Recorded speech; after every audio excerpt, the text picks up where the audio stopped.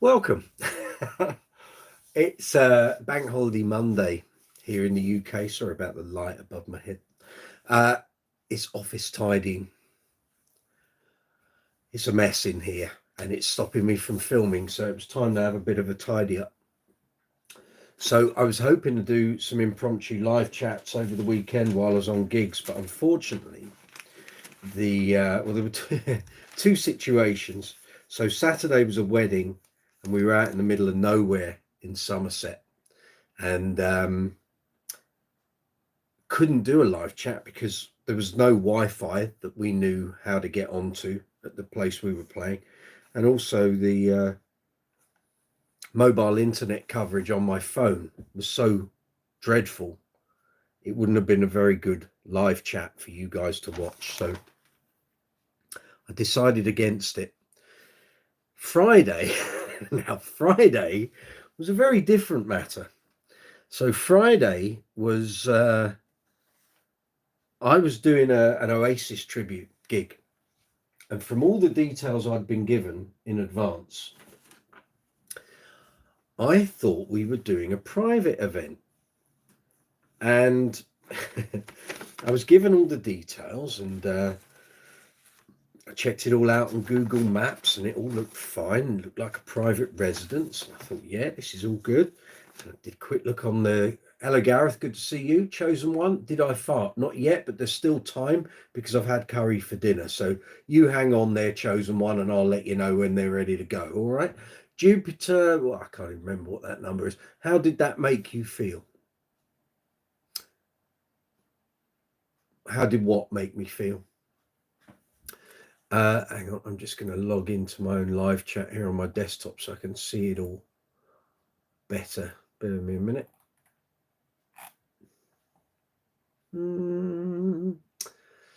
How do I see my own live chat on it? It's been a while since I've done this with the phone here.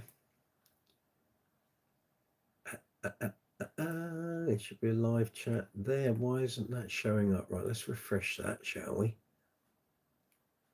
There we go. It's a bit more like it, isn't it? Right, I can see all the chat happening. That's going to be better. We don't need the sound on. There we go. Now I can see all your comments. It makes it easier when I have to ban people and shut their pages down. What's going on? I'm good. All X88. Would you rather watch a tree grow or a knee grow? Oh dear, we got you people, have we? Dear, oh dear. Okay, you're on Brooks's Space Corner. Either be pleasant, be nice, or you can disappear. If you want to be rude and obnoxious, I'll report your page and your profile and I'll block you. So that's kind of what we do here. So we will get rid of you for a start. So that's fine. You're gone and reported. So we won't see you again. Bye. You're off. Yeah, you're same one. So we'll report you, get rid of you and all. So there we go. We did one of these impromptu live chats a while back, and it was just literally me spending an hour blocking people, but that's fine because once I've blocked you, it means you don't come on the channel again. And if you come in via a different profile, I'll block you again. Okay, Anime Junior. I don't know if your chat carries on being a bit daft. We'll block you as well. So yes, as I said before, all of that chat. Oh crikey, you're coming in. I think I'm fast here. I've got to try and keep up here. I got that Jordan Peterson Riz. Yeah. What are you doing on stream? So we're a bass channel, bass guitar channel, and I was just explaining Friday's gig. So normally I'd try and do an impromptu live chat while I'm out on the gig. And as I said, Irish voice better. Here we go. You guys got nothing better to do with your time, clearly. This whole stream is threatening to block you. Not if you're nice and you're pleasant or one of the regulars here on Brooks's Space Corner. We're fine with that. So as I said, checked out this gig. Everything seemed cool and pretty good fun. So I arrived, unloaded all the gear on the stage, and decided to go for a little mooch about the venue. And turned out we were playing in a naturist camp. Doing, they were having a festival for the whole weekend. So we weren't allowed to take pictures or do video or anything like that. So that live chat was never going to happen. And there were a few bodies there I would rather not have seen, but there we go. And so I couldn't do an impromptu live chat. But these are the breaks, you know. It's no problem. So that was this weekend. That was the gigging weekend. So tomorrow is regular live chat here on Brooks's Bass Corner. So you're literally in my office. I'm having a huge tidy up so I can start filming more content. Let's see who we've got on here being stupid. Okay, we got rid of you. So you're done and you're done. That's cool. Yeah, and you're done too. So we'll remove that. So that's all very good. Yeah, you're done. Remove you. Cool. John, yeah. Chechens, don't know what that's all about. Yeah. Hey, what are you doing? Someone's threatening to block you. Okay, we'll just report you, mate, and you can go. Just come on here, be pleasant. You might learn something. How about that? Bass coolest instrument. Quite right. What's that? Irish or what? Better. Very good. Always divided in love. Yeah, whatever. Yeah. See, this is what happens, Gareth. It's firefighting. Is this the next serial killer Netflix series? Don't know what you're talking about, mate. I'm not getting all the chat messages. It's coming in quicker on the app than it is on the desktop. Clearly, I'll try and keep abreast of what's going on. So some of these messages I won't get around to replying to. So basically, I'm having a huge clear out here in the office and trying to make some room so that I can start filming new content for the channel. And that's kind of what we're doing. So after about 10 minutes, most of the idiots are going to disappear off of here because they'll get bored because they'll realize I'm not responding. So how are you guys? How are you doing? How's your weekend? The other half loved the Supergrass gig, by the way. Very good. They were on top form, which I'm pleased to hear because last time I saw them would have been, oh my word, 2004, 2005. And I saw them at, let's think, I think it was still called Town and Country Club then. Could have been the Forum. That would have been October 99. And they were amazing. Saw them about 4 or 5 times after that. And they were always like so lackluster. No energy, no enthusiasm for doing the gig. So didn't go and see them anymore. Hang on, we've got loads of messages here up for review. So look. West Fort, hello, good to see you. Is this the next serial killer series? Don't know what you're talking about. Guess that one is not going to be a gig vlog. No. In fact, I didn't do a gig vlog for either of the gigs over the weekend. Friday for obvious reasons. Saturday, I started filming it, did the intros, did some bits and bobs for it, and then halfway through thought this ain't going to make a great gig vlog. So I just stopped, didn't bother with it. So we're stuck on gig vlog 17. And let's think, this week we've got a Queen show in Bilston at the Robin 2, so that might make a good one. And then Saturday we've got another wedding with Uncle Funk. So I'm sort of learning as I'm going through doing the gig vlogs that sometimes filming at people's personal events probably isn't always the coolest thing to do. And also it doesn't tend to lend itself to a great gig vlog because you turn up, you set up, you sit around, eat a bit of food, get changed, go on, do the gig, go. There's not a lot really going on or to talk about, and I don't want the gig vlogs just to become sort of quite monotonous, but there we are. So look here. Nobody gives off about bassists. Don't know what you're talking about. Okay, we go. Abusive people. Black Ranger, you can do one.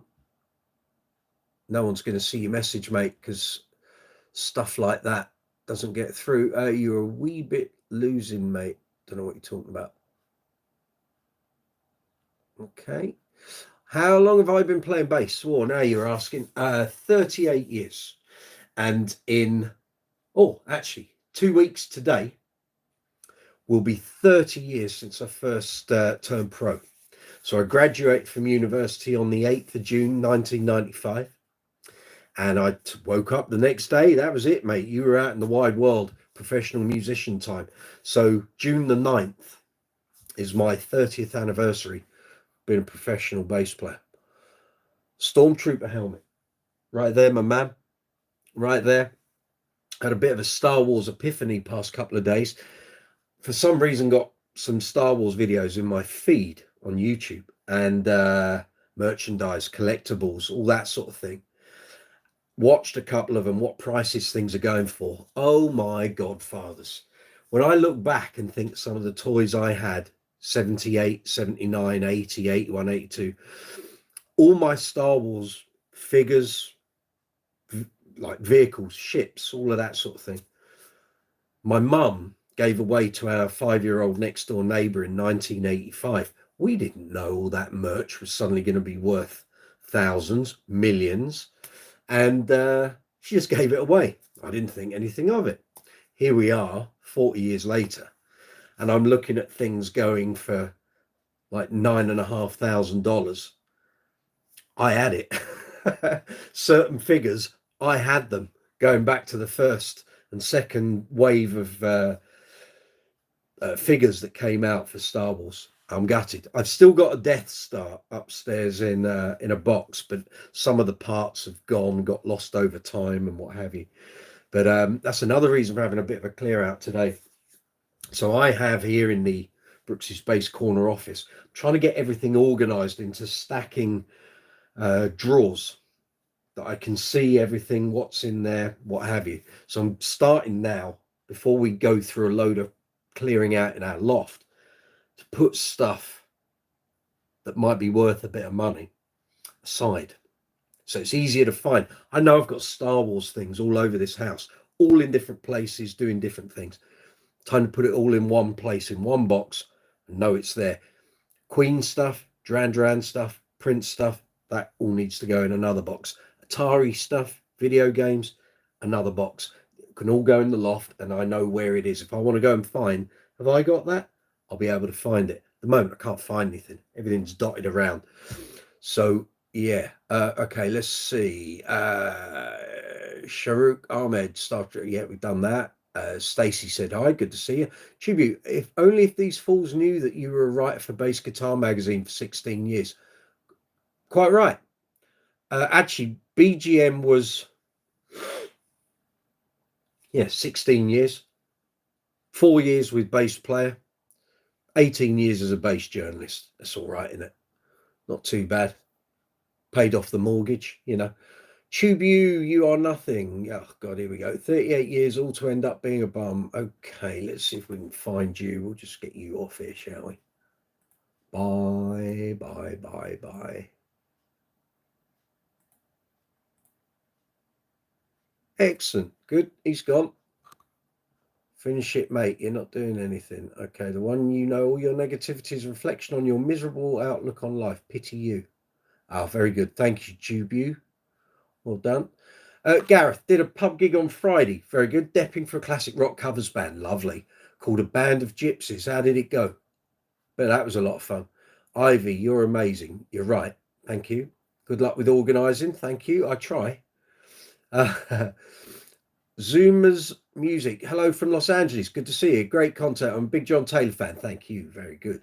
And also love most any British band the 80s. Star Wars too. Yeah. I'm old school. I'm 53. You want old school, you're in the right place. We're talking Star Wars. We can talk Atari, basses, be here for a couple of hours because it's going to take me a few hours to tidy up in here. Oliver Bowen, good to see you. How's that JD going in its volcanic red finish? Oh my God, 39 years playing bass. That's huge, man. You must have learned so much, have so much to share. I have. Check out the channel, my man. There's about 600 videos here. You've got you're tapping into my playing experience of 38 years, 30 years as a pro, 18 years as a bass journalist. I've done interviews with all the big bass gods. Check out the channel. Everything's sorted into playlists. So if you want to look at interviews, John Taylor, Mark King, Billy Sheehan, Nathan East, Jack Bruce, Chris Squire, Paul Turner, Glenn Hughes, Doug Wimbish. They're all here on the channel. Check them out. So they're the interviews I did with them. They're audio, not video, most of them. I've got the audio recordings. I've got all the recordings of all the interviews I've ever done with the famous bass players. Was a bass journalist, someone that writes about bass guitars, you div. What did you think? So think of guitar magazines. I used to write for the bass equivalents. That's how that works. Room Dog, you seem like a nice guy, mate. Keep on keeping on. I will do. Thank you, sir. I'll make sure I check out your channel. Thank you. I've met all the legends. I've met most of them. I've met most of my heroes. If you go on the channel, find me on social media, you'll find photos of interview days and all that sort of thing. I talk to the famous bass players on WhatsApp on a regular basis. People often think he can't. Yeah, I can. If I show you my WhatsApp, you'll see who I talk to. Let's have a look. You've subscribed. Thank you very much. Bless you. Ollie, JD's doing great. Neck's absolutely rock solid now. Excellent. Used to need to tweak the truss rod every week. How have they sorted that? Have they put graphite inserts in there? Or have they put a new truss rod on? Fill me in, mate. Stacey, this is a great channel. Thank you very much. Joe, hi, Mike. Hope you're having a good bank holiday weekend, mate. Is that Joe Goose? Could be. Calling me a div didn't seem like a nice guy, mate. What did you ask me? What is a bass journalist? Okay. Sorry, didn't mean to offend you. That's what a bass journalist is. Because you ask idiotic questions. Okay, Joe. And you look like the man that gave. Oh dear, oh dear, oh dear. You'd be lucky, mate. Well done. Another moderator handled that. Fabulous. Joe Goose, good to see you. Hope you're well. Hope bass playing's going great. How are those JDs going? All good? In my tub that I'm currently going through. Very important bit of gear. Metronome, innit? You're going to see a lot of this lately. You're going to see a lot of it soon. So I'm going to start doing the on the fly bass demos. Shorts to begin with. We'll see how they go. So I'm going to be setting up over there, hopefully later this week, plugging into an assortment of amplification. And we're going to do some shorts. No more than 60 seconds. Metronome going. I'm literally going to pick a bass, any bass out of the rack. Give you the quickest overview of what the bass does, how it sounds, what have you, controls, what the different tone settings are, and play a couple of riffs along with the metronome. It's going to be zero production. It's literally going to be press record, do it, upload, quick, on the fly is the name of the game there. Richard Fitton Perkins, are we a day early? No, I'm doing an impromptu live chat, Rich. That's why it's in vertical form, not landscape. So I'm having a bit of an office clear out. That's the drill here. So yeah, just found my metronome, and I was thinking the other day, you need to dig that out. Going to be using that. So that's good. I've found it already. Excellent. So that now needs to go very safely over there, so I know where it is and I can get access to it very quick. Why are people doing this? Messages held for review. I'm getting loads of them. Who've we got? Joey's. Oh, for God's sake. Okay. See, the thing is, my live chat feed here is not keeping up, so it's harder for me to do it on the phone. But that's all right, because I can get rid of you, mate. So, oh, you can go.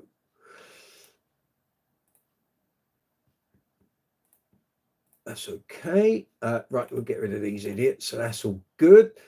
Stacey Joe Goose. Joe, I need to get them off to the base gallery for setup, so only playing the status at the moment. Very good, understood.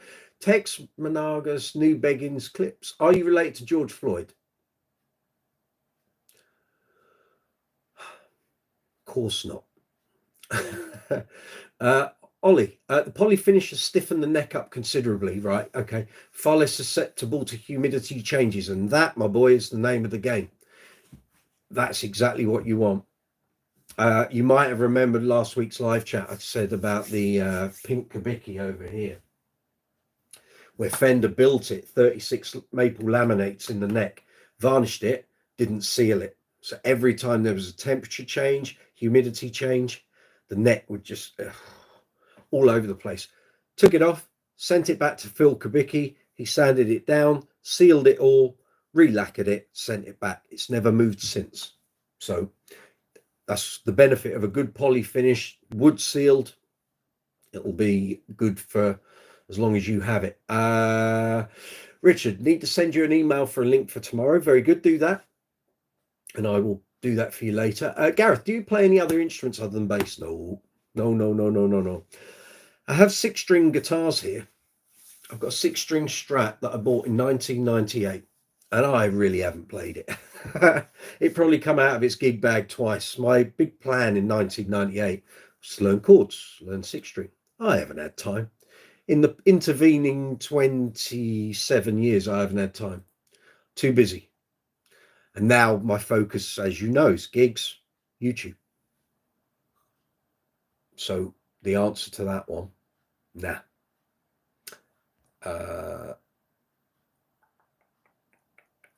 Bad Marsh, you love amplification. Take it in, mate. If I move that. And that's only half of it. There's another load in the garage as well. Laziness. I just haven't sold cabs that I'm not using, but some of this stuff, you suddenly get called up for a name tour. You want the big hitters. So are you related to, we've done that. Joe, I can see a nice big EBS amp head there, Mike. You can see two actually, two Fafners in the rack. There used to be a third. There was an HD 350 which I sold to Rob Flack back in 2019, I think. But I've kept all my EBS gear. So I've got two EBS Fafner heads, two 410 cabs, a 210 cab, a Neo 212 and a Neo 210. It's great gear. Unfortunately, old style amplification isn't holding its value at the current time. So I'll keep hold of it until it goes back up in value, and then it can some of it can move on. But at the moment, nah, staying here. Oh wow, a nice SWR redhead. That's a super redhead over there, 400 combo. How long have I had that? June 23 I bought that. So that's what I'll do. Some of the first on the fly demos will be with that combo. So if you've missed the boat, which you might have done actually, because I don't think you've kind of been in on the live chats for a while, trying to edit everything and film is causing delays at the moment. It's bottlenecking getting videos out. So what I want to do, and the first bit is an experiment really, we're going to do a bunch of shorts called On the Fly. So rather than me plugging into audio interfaces, filming, nice lights, text overlays and all of that, I'm going to literally just set up a camera on a tripod, sit in front of a combo or an amp or whatever, and pick basses out the rack and literally do no longer than 60-second demo clips, maybe 3 for each instrument. So one will be fingerstyle, one will be pick, one will be slapping, and see how they go. And if people like them and I see the results in the analytics, then I'll think about doing longer form video in that format. But it's a thing through the YouTube education channels at the moment that they're saying people who aren't editing but are filming on the fly and presenting that content up, their channels are blooming. So there's obviously what the channel is about will have a large hand in that. But if it's a thing that people are getting a bit peed off with all the AI content and stuff being super glossy and well prepped and overly produced. Well, we can go back to just filming and sticking it straight up. So that will be how that goes down. So keep an eye on the channel, Joe. Going back through the messages here. Russell, good to see you. Tossing a drive by like, oh my word, out to PT. Got my kayak, testing it out, but once I get everything pat, I want to go jam on an island. They're all over around here. Okay. There you go. Like number 10, bro. Enjoy. Thank you, Russell. Joe, always wanted one of those redheads. Remember trying one at the base centre in Wapping with a status headlight. See, even on a Monday, the teeth don't stay in. You tried it with a status headless graphite base. That was probably the best tone I've ever heard back then. Well, there is a super redhead at the gallery, but it's double what I paid for this. And I've seen 2 or 3 examples of exactly the same combo going for £400 or less in the last year. So just if you want one, you can pick one up. I know you've just bought a load of amplification, but if you want one, they are great. Promise. Russell, I have a red face, and for being as compact as it is, they rip like a madman. It's beat up at $350 US. I couldn't turn it down. The redhead is a legendary bass combo. Stacy, I like the demo's idea. It's a real-time experience thing. That's the idea. Some of you may have noticed over the weekend I've sort of delved back into the old live chats, and I've been taking some clips that might be useful to some people if they find them on the shorts feed. So have a look, see if any of them interest you. I'm going to go back into the more modern live chats with some clips from Wednesday, but I was going back through. The idea is to make use of this content that obviously we recorded 4 or 5 years ago. That's the general premise, and there's some good stuff in there, some good questions people asked back then. So hang on, I'm just updating that for this video. That's cool, very good. Analytics, we are there. That's all very good as well. Super. Right, let's get back into this so I can see the messages. Here we go. Keep up with them rather than looking at the phone now. Gareth, you bought 2 6-strings, an acoustic, and a D-Armond Les Paul copy. Never got around to getting to learning to play them. Also own a didgeridoo. There's money in them didgeridoos. You get learning. Jamiroquai come knocking. Russell, my SWR was ripped out of a combo long before I got it. Did they even make a head? Yeah. I have no shame taking a decomboed combo. No, you're not spamming, Russell. You're all good, mate. No problem. I'm just tidying up. I'm going through tubs of bits. So over the past 2 years, after we've had a couple of family members pass away, we've acquired lots of stuff in the house. And in order to make room so I could carry on operating here in my office, loads of stuff got stuffed in plastic tubs and stacked. And I've realized there's so much stuff. Some of it I need, some of it can go. But I need to know what's here. I've got so much paper, things written down for the channel, lists, things that need buying, things that need editing, stuff for YouTube.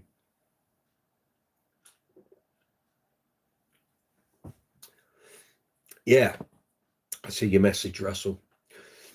Yeah, it's just like Lavalier mics, it's like things like that. Ashdown caps, which might be a competition prize. Never worn, got sent to me for a delay on an order last year. So there'll be bits and pieces in here that I might be able to think about passing on to you guys as competition prizes. So what's this? Domestic and general kitchen appliance paperwork. Joyous. Okay, I need to do something with that, so don't lose that, Michael John. What we got here? You're actually looking for open back in ears that won't put you in debt. Anyone have suggestions? Feel free to help Russell there, guys and girls. Oh, that's for something else entirely. That's for my battery tester. What's this? That's that, isn't it? Very good. Stacey Ann. Found your box of dehydration relief fast. Actually, what's the date of that? Ah, best before April next year. Got loads of time yet.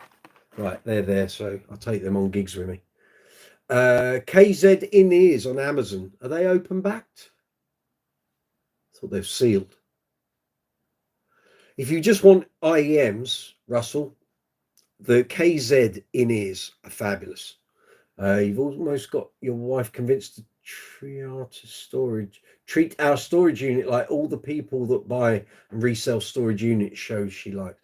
You spent hours already on IEMs. Okay, cool.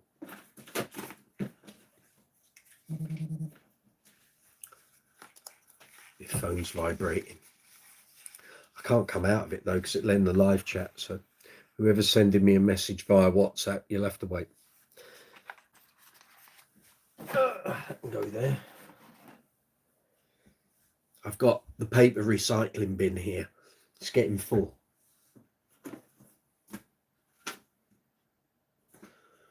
Manuals. I have a folder for manuals, you see. Actually, a box file for manuals.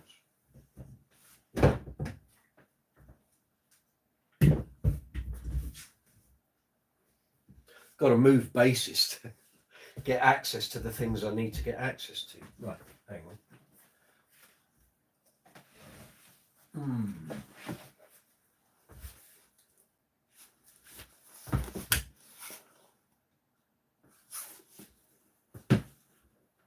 So that's one, and that's overflowing. So I think there's another box file here, which is, I've obviously started and not filled up.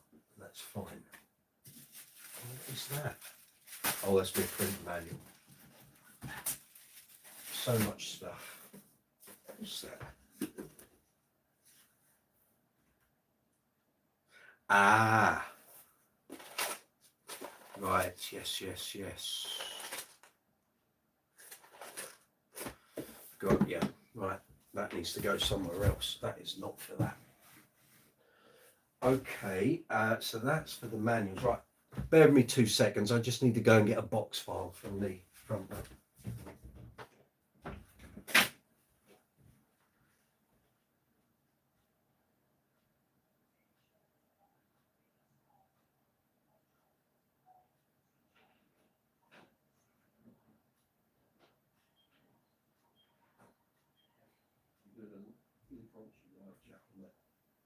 YouTube, tidying up.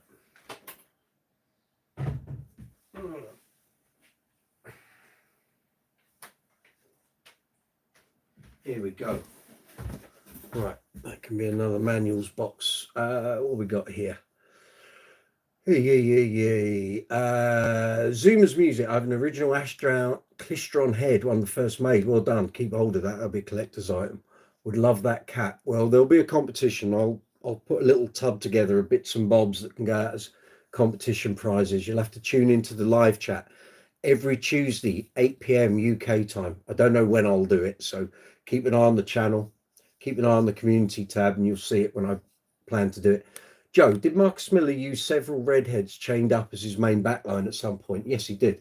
Not sure if he used several. He may have done. He was a big SWR user through the 80s and 90s. Russell's not in, sorry, on searching, and there's 3 channels I already subbed to trying to find the right ones, but all the open back ones have been like hundreds plus a headphone amp. Oh, okay. You can use regular cans, but things in my ears cause pressure headaches really quick, so I thought maybe I could find vented ones. I don't know if such a thing exists.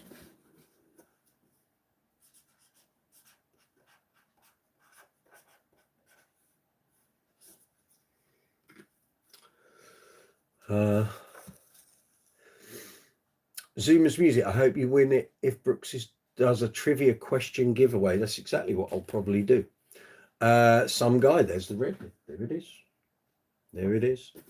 The headphones fall off and you're tired of it. Okay, anyway, everyone enjoy their day. Cheers, Russell. Take care. Live chat tomorrow if you're around. Gareth Harrison, KZ, do some semi-open back in-ear monitors. Sent a link via email. Well done, Gaz. Lovely job. Right, manuals in there. Right, that's going to go back on the shelf. And in fact, let's take some of the stuff out there so it doesn't break. That'd be good, wouldn't it? Kubicki manual. The things I've got in here.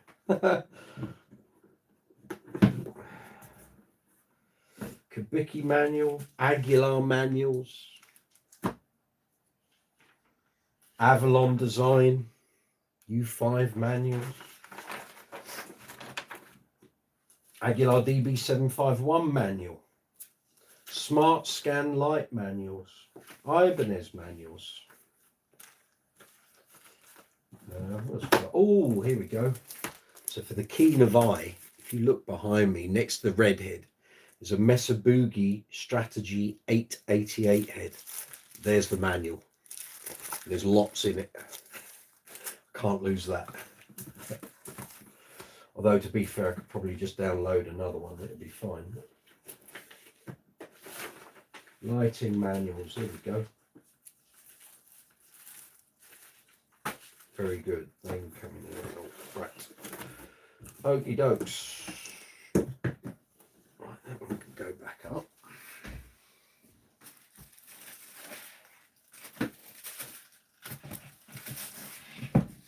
Got all my notes for Neil Diamond tribute show there. It's the glamour.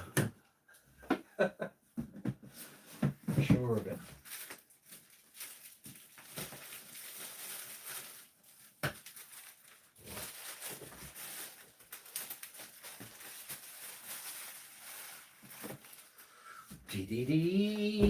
What we got going on here?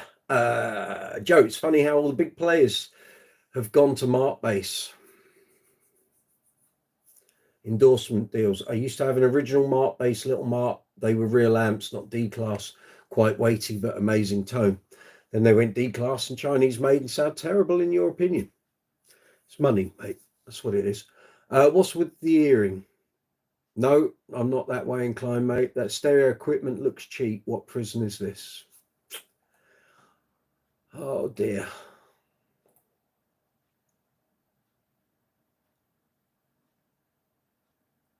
Yeah.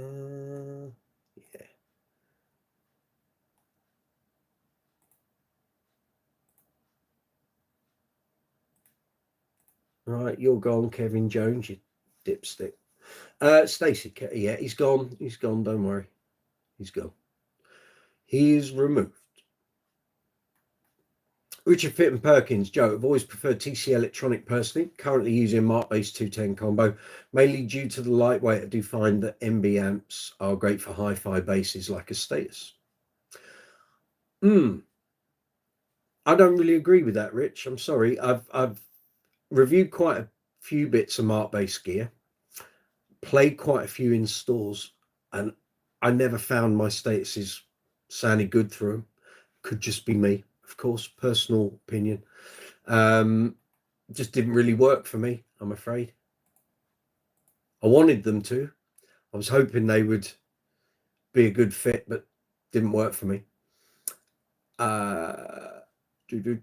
Stacey. They're all out today. Yes, they are, Ollie. See, it's a good education for the younger people that come into Brooks's Bass Corner. These are the idiots that are on YouTube. They literally skulk around waiting for live chats that they can jump into, be rude and jump out.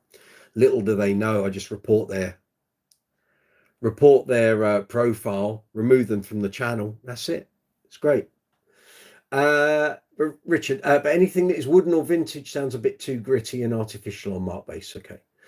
Joe, I agree. It's nice to have a nice weight amp, but I never use one that sounds like a real solid state amp. Okay. Stacey, Oliver, they are rampant like smelly farts after a lot of Brussels sprouts. Well put, madam. Gareth, love my Mark Bass, but don't really play active basses. Each to their own. You know, it's what works for you. It's different. All these basses here. Some things work with certain amplification, some things don't. I remember when I went from Hartke to EBS gear and actually changing bass from the old Mark King Stingray to the Empathy in 2002. The change in tone that one night was immense, absolutely immense. And I remember I couldn't get my head around it. It was like, this doesn't sound how I thought it would sound. I had Hartke rig at the time. The Stingray sounded fabulous through it. The Empathy didn't.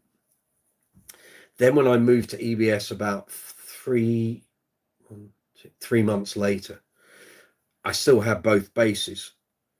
And I didn't think the Stingray sounded that great through the EBS gear, but the Empathy did.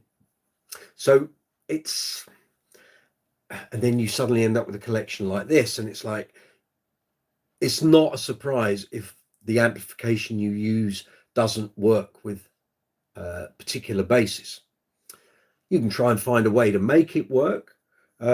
But now obviously I'm in a position where I have all these basses, but I also have all of that different amplification.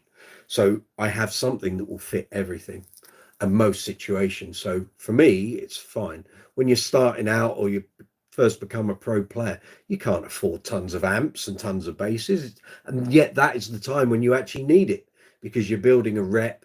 You're probably doing lots of work where you might just be jumping in on a gig, doing one gig, and you're out of it again. It's the way it is. If I'd had all of this stuff when I started, the story could be very different. Isaac Smith's good to see you. Ollie, trace for you. Okay. Be careful, Ollie. Don't go down. This is just a word of advice from me as an old timer who's been here, seen it, and done it. I know you want to be a bass builder. I would imagine you want to be a bass player as well. Don't get funneled down the route of becoming a Mark King clone, because for all the great playing and all the wonderful benefits of being able to play like Mark, there was a period in the 90s, and I used to go out on gigs and I could do all of that, and you get pigeonholed, and you don't want to be pigeonholed, because if people only know you as a Mark King slap player, you won't get any work. You won't get work in covers bands. That's a fact. But also, if you go down the JD and trace route, as lovely as that sounds, and certainly at home, when you get it out on gigs, it might not necessarily be the tone you need for a certain band. So unless that's what you want to do and that's what you're aiming for, keep an open mind when it comes to gear and how you play. And at the end of the day, if you want, I know you want to be a bass builder, but if you also want to be a bass player earning money, you have to deliver what people either expect or request of you. And if that means you have to play precision or a jazz or a Stingray or a different type of bass than a JD and a trace combination, then you need to be able to bring that to the table. It's not always the case, but I've certainly been in situations where if I turned up with a JD and a trace, I wouldn't have got the gig. I wouldn't have even been asked to go on it. My experience with JDs before that one in the corner, as he turns the camera around, the one in the corner there, was that I had one secondhand. I had a Series 2 secondhand, and it was awful. And I took it out on a few gigs with my covers band back when I still had the Stingray. And it was very obvious very early on that the Stingray was far more the tone for that band than the JD was ever going to be. As lovely as a JD should be, it just didn't glue that band together like the Stingray did. So I just stopped using it, and then I sold it on.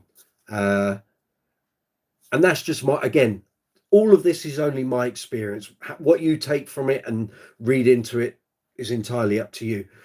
All I can do is give you the benefit of sort of hindsight, having come through on a 30-year career, that a lot of times if I turn up with a trace and a JD, that would not have worked. Sometimes it might. A lot of the work I've done, it probably wouldn't. Richard, skulkers must have way too much time on their hands. Some people just spend the whole day skulking for live chats to be a pain in the arse on. They obviously need to collectively get a life. Well done. Amona Kidman, are you talking to me or are you talking to someone else? Maybe you've dropped off the live chat. Some guy, deep in the swamp, we used to have a wash tub base. Ha ha! Excellent. Joe, those EBS used to sound amazing. They still do. I wonder how the D-Class version sounds. Okay, well, they are the Reedmar of the Class D. Apparently, they're very close to the HD 350 sound. And the HD 350 being the smaller solid state amps were excellent. They really were. The one I had was an early one that ran at 8 ohms, which meant I could only ever use one cab. I couldn't use 2 cabs with it because all the EBS cabs are 4 ohm. So that's why I moved it on. Richard, excellent advice, Mike. Always better to be a good all-rounder with an excellent ear and musical style. It is, unless you're going to try and be a famous bass player in an originals band and you're going to have your own identity. You're just going to stick to one bass and one amp. That's fine. I've been in that position of wanting to go down that route. And back when I turned pro, it was like the world was our oyster. Little did we know, within 4 or 5 years, the whole music industry would be turned upside down. MP3s would come along. Record company funding for bands and buying into band projects completely written off. All they wanted were solo singers, especially female singers. And Pop Idol came along, X Factor came along, everything changed. Here we are, 2025. My question always to anyone is, okay, since 2020, we're now 2025, tell me, aside from Coldplay, a band that's become huge worldwide, and you'll probably sit and think about it for a good long while. I'm not sure you'll get an answer other than Coldplay. That shows you how the music industry changed. Joe, you think they might be bots? Maybe. Jack Fernarello, hi, good to see you. Table, would you rather watch a... Oh, you've been... Yeah, you've done is created another... You've created another profile. It's all right. You're off.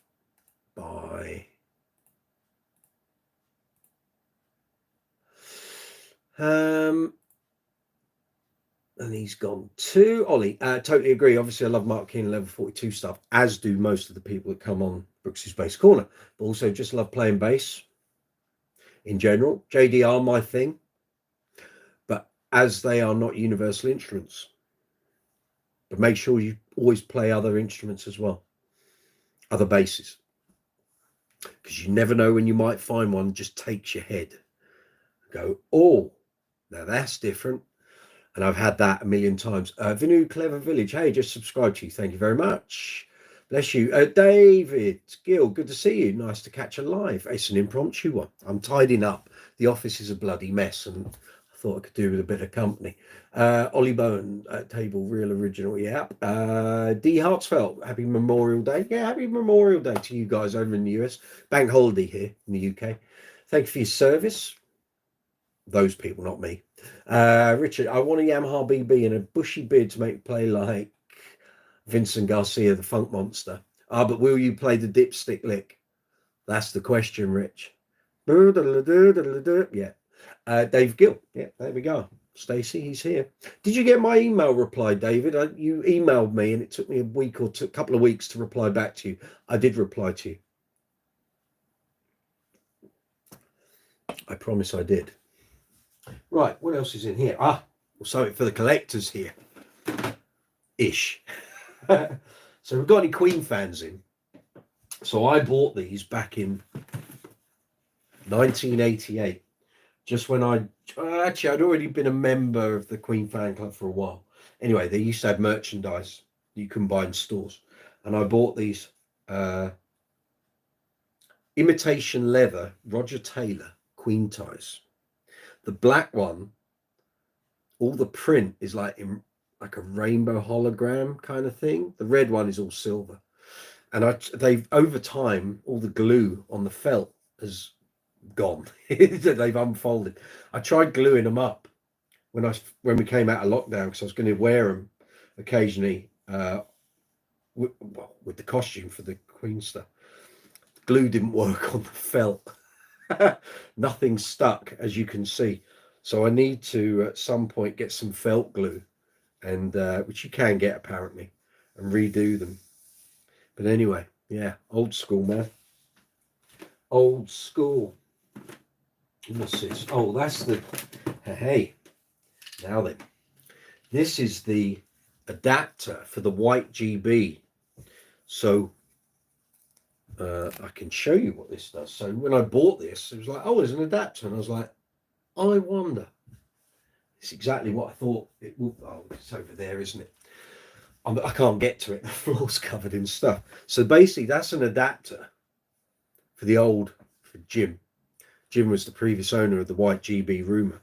That allows you to power the LEDs if it's sat on a stand without having to use the batteries. You plug it in, turn the LEDs on, no batteries. So I need to keep that safe to one side, as you do, of course. Here we go. Joe, what do I think of new Hartke amps? Have they got new stuff out? Some quite notable players are using them. New stuff? Let's have a little look, shall we? What are you talking about, boy? Let's have a look. I need to get on the keyboard. You need to move all that stuff, Mike. Yeah, I do. You're right. What new Hartke stuff?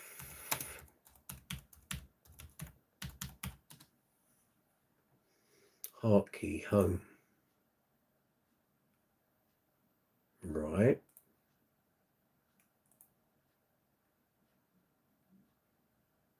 Class A tube preamp.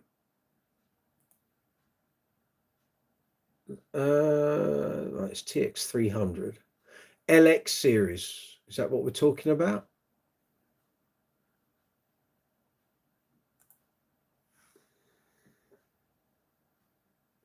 You not so new. I mean, newer than their classic line. Oh, okay, right. I tried some in a shop when it first came out, so it would have been about 2017, 2018, I think. Hartke were very late in getting to the Class D amp thing. I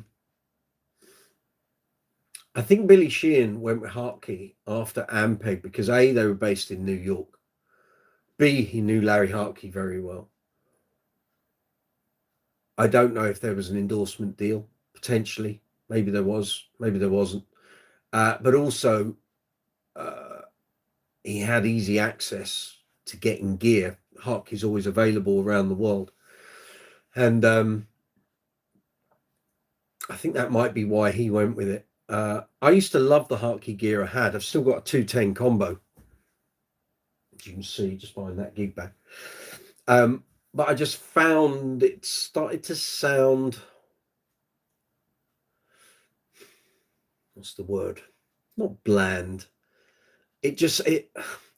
Other manufacturers have caught up with amp technology, and I was never sure once my Hartke amp started to have constant issues that it was that reliable. But it had been good up to that point. And I moved just because I thought after 10 years, technology's moved on. There are other things out there. The EBS, once I found the right amp and cab, was a big step up tonally, I thought. The Hartke had a tone of its own, which worked great with the basses I was using it with. But as I moved into using status stuff, I didn't think the Hartke was. It was good. It was good pairing, but the Empathy started to sound better with the EBS. The GB sounded phenomenal with the EBS. And I stuck with EBS for what was that, 16 years. So, but the newer Hartke stuff, I tried some out in some stores and it was okay. Nothing that would make me go, wow, I've got to have it. I think they were just addressing the situation that more and more people were using Class D amps, and they hadn't come out with anything. You know, EBS were very late to the table. Bernie Goodfellow here in the UK bemoaned the fact that EBS took so long to get a lightweight Class D amp. It took them a while to get Neo cabs out, but still they were so far behind Mark Bass and Gens Benz when it came to Class D amps that they missed the boat. Could have been could have made EBS a huge company had they got the product ready sooner. Ollie, I take great pride in the fact that I have no intention to learn the dipstick lick. Good man. Some guy, are those right-handed amplifiers? It might be that the view you've got is opposite to what it's because the phone's there. I'm doing this on the phone. Mr. Ashish Vaishya, you're in India. Very good. Have a curry for me, please.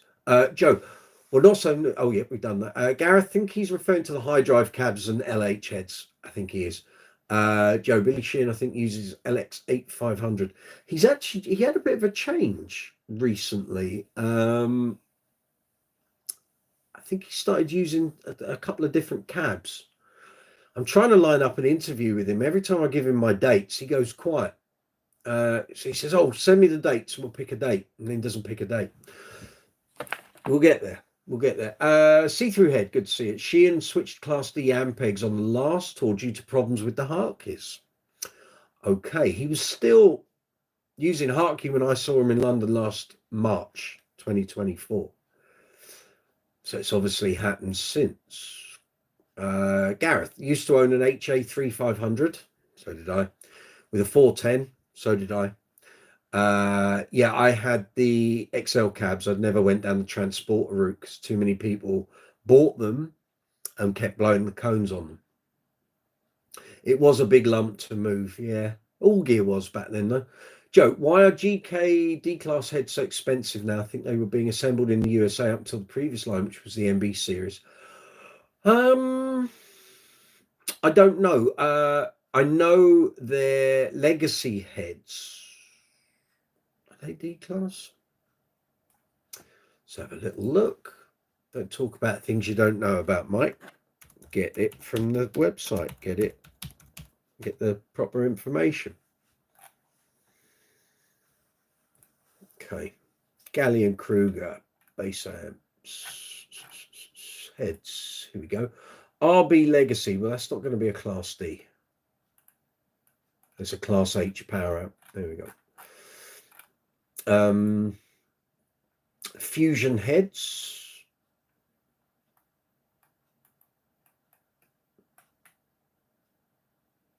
Well, I'm guessing the increase in price, we're talking about a recent thing, Joe, is because of American tariffs. And they've started, all those components and stuff got to come from China and elsewhere in the Far East. So that's why the prices are going up. I mean, I feel sorry for anyone who wants to buy Aguilar stuff at the moment because the price has just rocketed through the roof. And it wasn't cheap before. Although their stuff's never been cheap. Although in about 2013, 2014, the pound was so strong against the dollar, it was relatively affordable. See-through head, yes, it was later on in the tour. It was notable that he continued with the Ampegs on this year's Japanese dates. Okay, Ampeg is now owned by Yamaha, of course. Of course, that will be part of it. Also, he may have been on an endorsement deal and it had run its course, maybe. That may be the thing. So was he using Ampeg heads or did he stick with the Hartley cabs? Skull edits. Yo, name a car for an edit. We're a bass channel, sir. You want to come on talk bass? Fabulous. You want to talk nonsense? We're not the channel for you, my friend.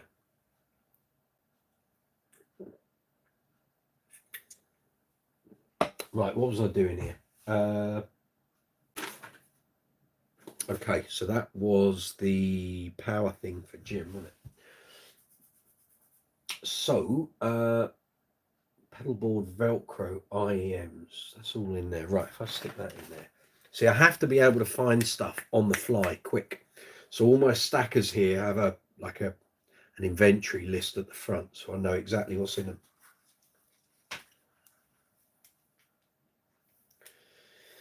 Otherwise, stuff just goes missing, and when you need it, you can't find it. So let's stick that in there. So hopefully, yeah, let's see that. That's all right.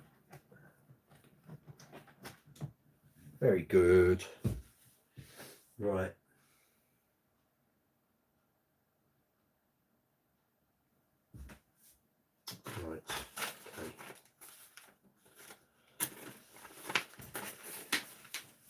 hub here for bits of equipment for doing YouTube vids. That needs to go in the pedal box, doesn't it?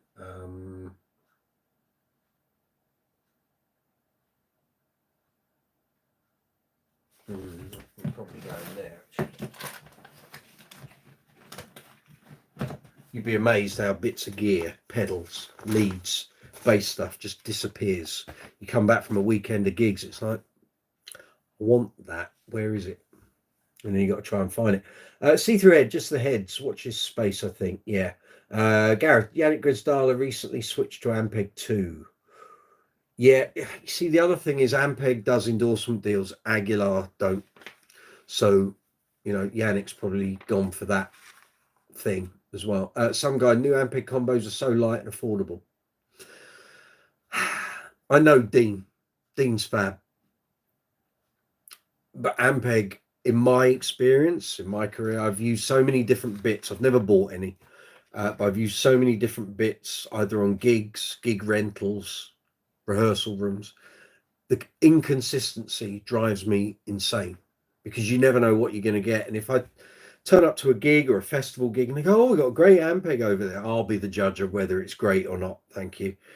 The amount of times I've turned up and there's been like this huge rack mounted Ampeg head and it's just sounded like a sack of crap. Sad but true. Unfortunately, a lot of people over the years don't look after their Ampeg gear and it's full of tubes. And if you don't service them, rebias them and do what you need to do, they go wrong. They go wrong really badly. And in the end, it becomes not affordable to fix them. I know these things. Right. What's all this? Okay. Right. TDDD. Right, it's battery tester. Where have I put that? I know, because I saw it the other day. Battery tester, Mike. Where is it? There it is. Battery tester. Very good. Okay. What done with the lid for that? See, this is the problem. You get tubs, and then you start stacking tubs, and suddenly lids disappear. Where's the lid?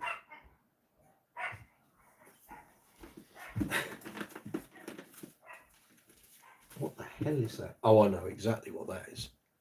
Right, that's got to go there. That's got to go to the menders. Right, let's see here. Yes, correct, Gareth. Sorry about it. There's nothing, all those bits of paper, it's just usual scrap paper. It's nothing really of any use. Richard, need to go out. Have a good evening. Thank you, Richard. See you tomorrow. Well done, sir. Stacey, yeah. Joe, used to like those Trace silver face tube heads. There was one going very cheap in America, $70 last week. I saw it on Facebook. Had a 15-inch 100-watt tube amp Trace combo, so very nice, but really underpowered for a gig. Would have been a great studio amp. Exactly. The problem, Ollie will testify to this, all the old Trace stuff looks lovely. In your head, it's going to sound magnificent.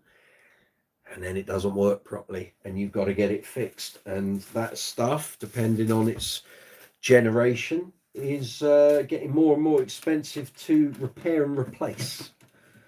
Trying to get parts is becoming very, very difficult. So tread carefully with vintage Trace gear. If you're going to buy it, make sure you know an engineer or someone who repairs amps that can sort it for you if it goes wrong. In theory, you hope it isn't going to, but they're getting old. As with all gear, it gets old, and then when things go wrong, you got to get it fixed.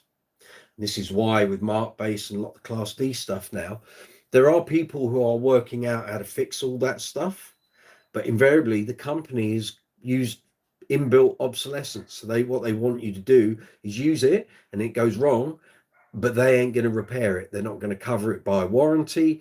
They just want you to throw it away and go buy another one. That's how the company generates cash. You keep going back and buying another one and another one and another one. So if you're going to buy older gear, make sure you know an amp fixer near you, if possible, because they will become your best friend. I don't know where the lid for this tub is, and it's starting to get on my tits, so that can sit there for a moment. So, right, laptops. And go under here for now. I'll come back to that. I'm going to go and get a tub from the lounge. Loads of stuff in it. Predominantly the reason I've got to start sorting through, because basically our lounge is filled up at the moment with various tubs where stuff has been dumped. It was in here and I couldn't film. I couldn't do anything. All stacked up. And we've now had a bit of a clear out in the loft, moved stuff up there. So now I can bring the stuff back in, sort it, what I'm keeping and what's going. And hopefully everything will come together. So bear with me a moment, just going to get a tub. The first of many. Hello.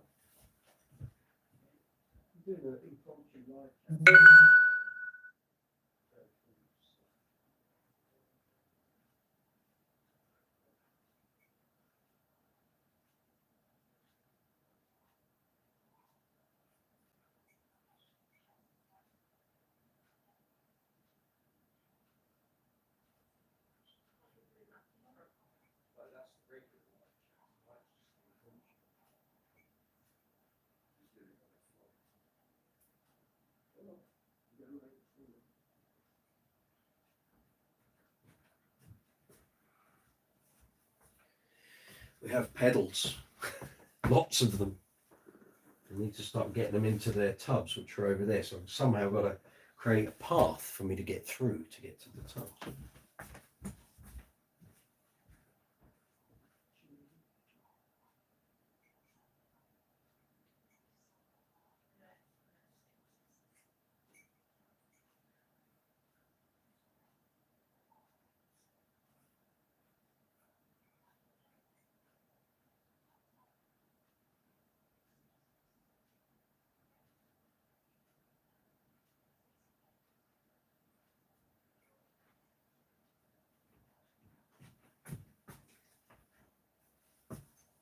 Lots of them out of their boxes. They were for filming. I haven't put them back. Whoa, hello. Right. Okay.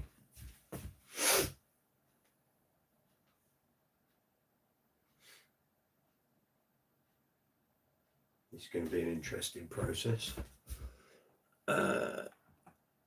Ollie, yeah, whacked it with a hammer a few times, all sorted now. Excellent. We're talking about the Trace combo. I had that issue with the PV Mark III bass head I owned. No, Stacey, it's not like Christmas come early. Not even remotely.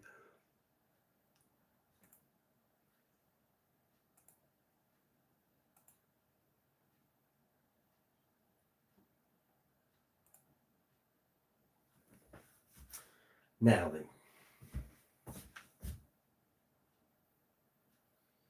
Okay. So basically I have all my pedals in tubs over there, broken down into types. So you've got distortion and fuzz, chorus and flanger, phasers, envelope filters, preamps, octave pedals. And I pulled them all out almost a year ago, starting to do pedal reviews and stuff. Some of you may remember. Got halfway through, did about 3 or 4, and then got waylaid with a load of family stuff that went on, and haven't had time to come back to it, but didn't put all the stuff back into the tubs. So I've got an absolute mess. Some guy, have you seen how comprehensive warranties are now? Pardon?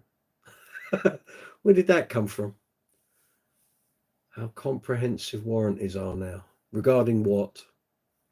Sorry, you've lost me a bit there.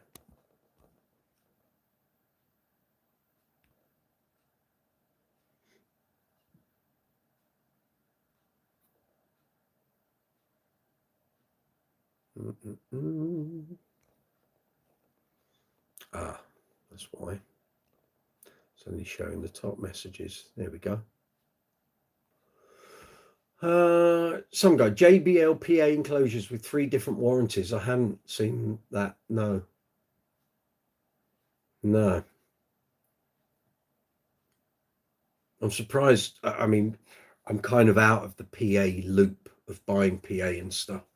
And I have a PA that I bought 15, 16 years ago. But I don't tend to carry on looking at stuff like that because I'm not going to be buying anymore. I bought one. That's it. Joe, did you ever on a full tone bass driver was a great pedal but had no low end, so it's pretty much useless? Full tone, is that the manufacturer, or are we talking about the Dan Electro, which is Fab Tone? Full tone bass driver. I don't know. So I can search it. Hold on.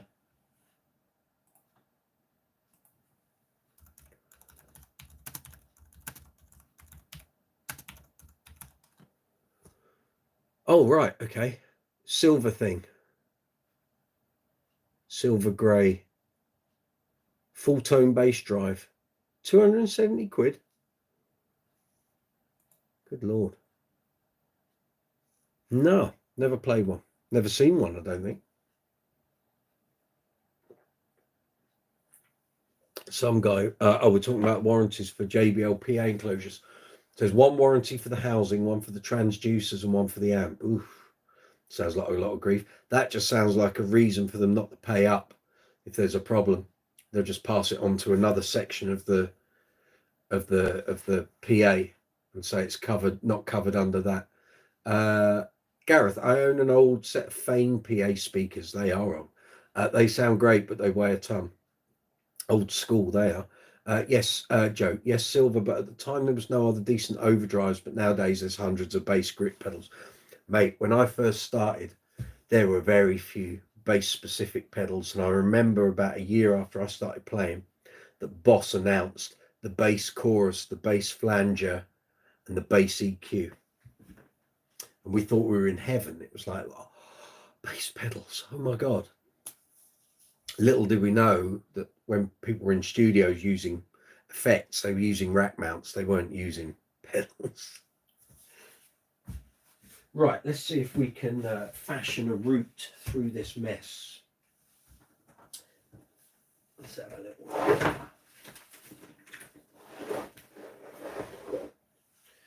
I might be able to, or I might not. We'll have to see.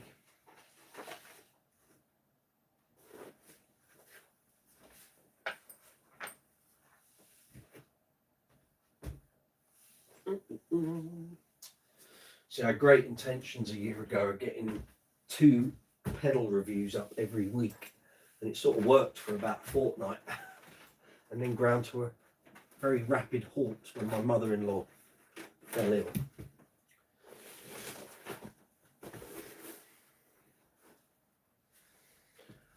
Okay, let's see what we've got here. So what I think I'm going to do is put all these pedal tubs on the floor and then put the things back in as I work my way through them. So what have we got here? Preamps.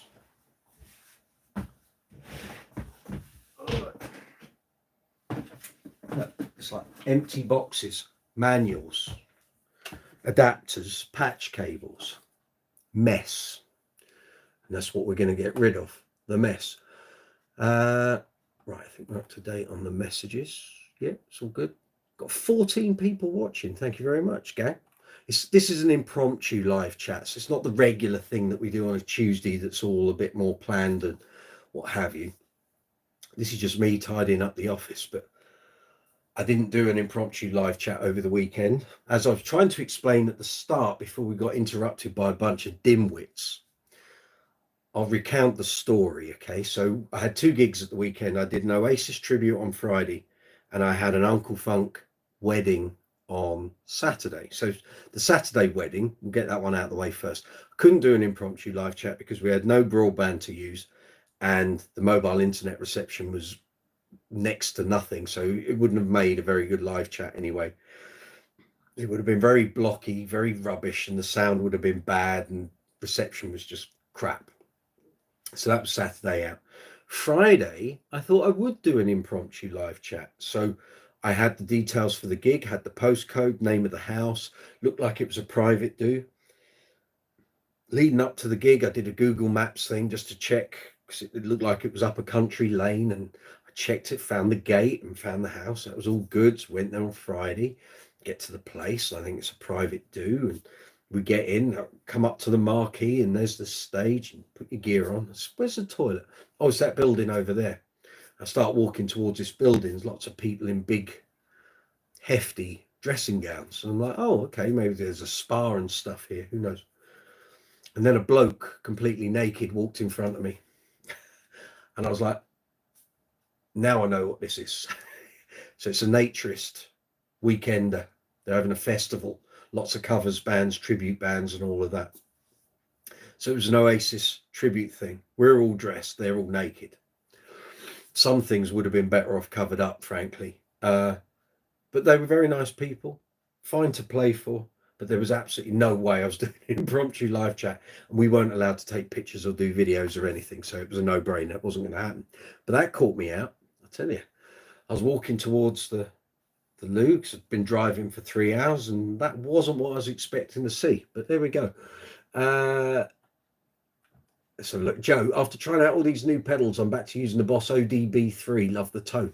You want bass distortion, mate? That's what you want. Source Audio, Aftershock. Get on the Source Audio path. You'll thank me forever. Fabulous. Hook that up to your PC or your Mac. You can tailor all the tones, do what you like. You can download presets. You can download the presets for all the other Source Audio pedals in that range. So distortion, fuzz. It's all in here. Get one of them secondhand. You'll love it. Right. Okay, that's the preamps type. What got here? Bass synth. Right, so we're going to have one place for these lids, because they're going to get in the way. What's that? Oh, loop station. That's what I use on the demos and reviews. When you see me doing play-alongs and stuff, that's what's providing the rhythm tracks. What's this? Vintage Bass Octave MXR. Oh, that's in the pedal train case. Right. Distortion and fuzz. Here we go.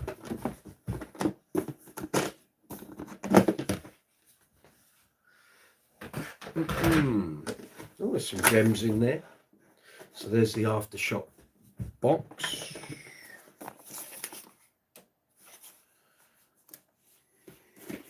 What's we got here?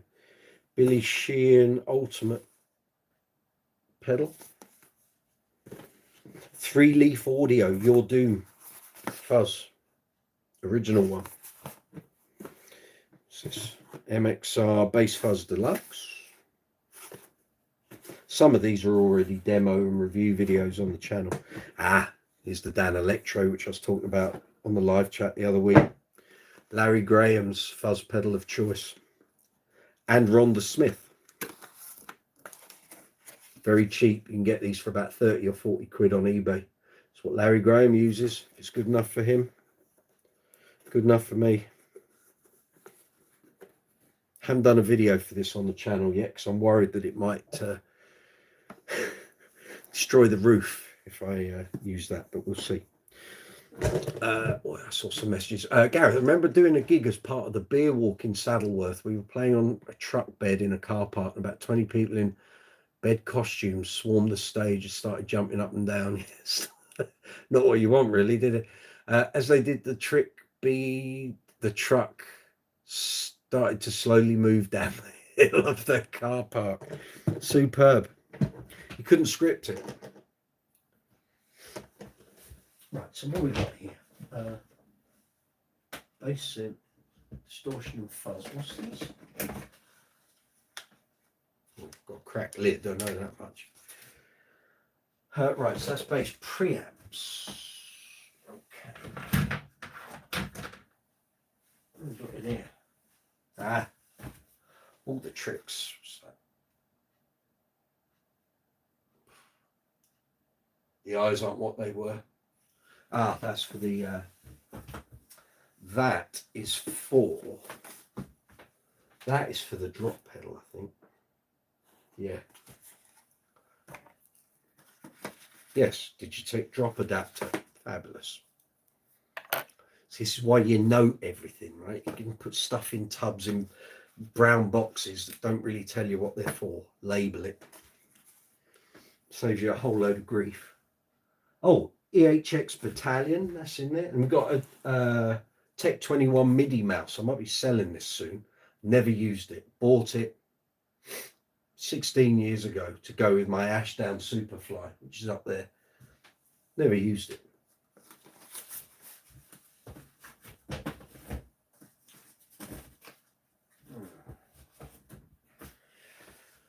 Okay, getting there slowly.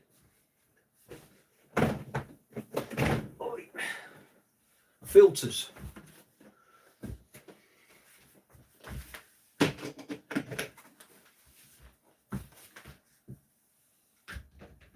Loading now. I see some messages popping up.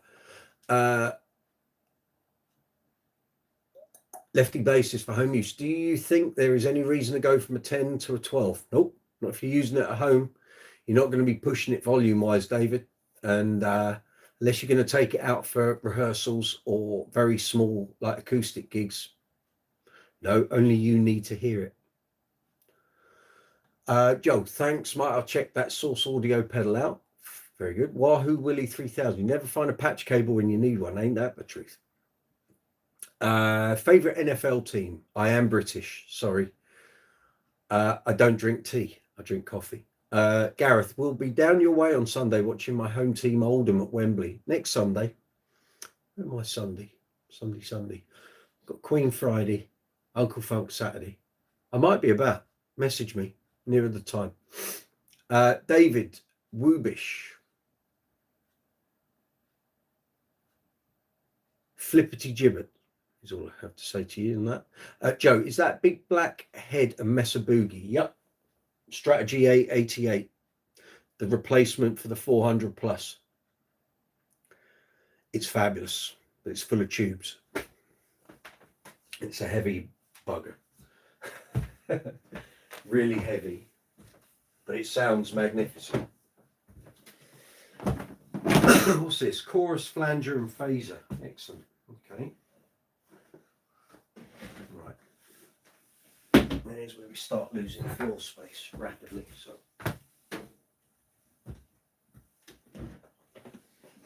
box of Dunlop stuff. Go in the workshop.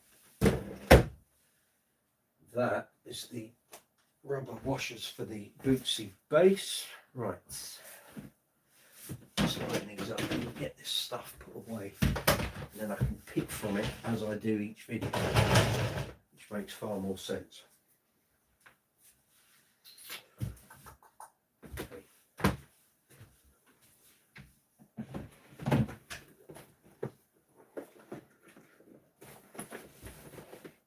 Stay there, man. Notes, what we've got here: tuners, EQs, and compression.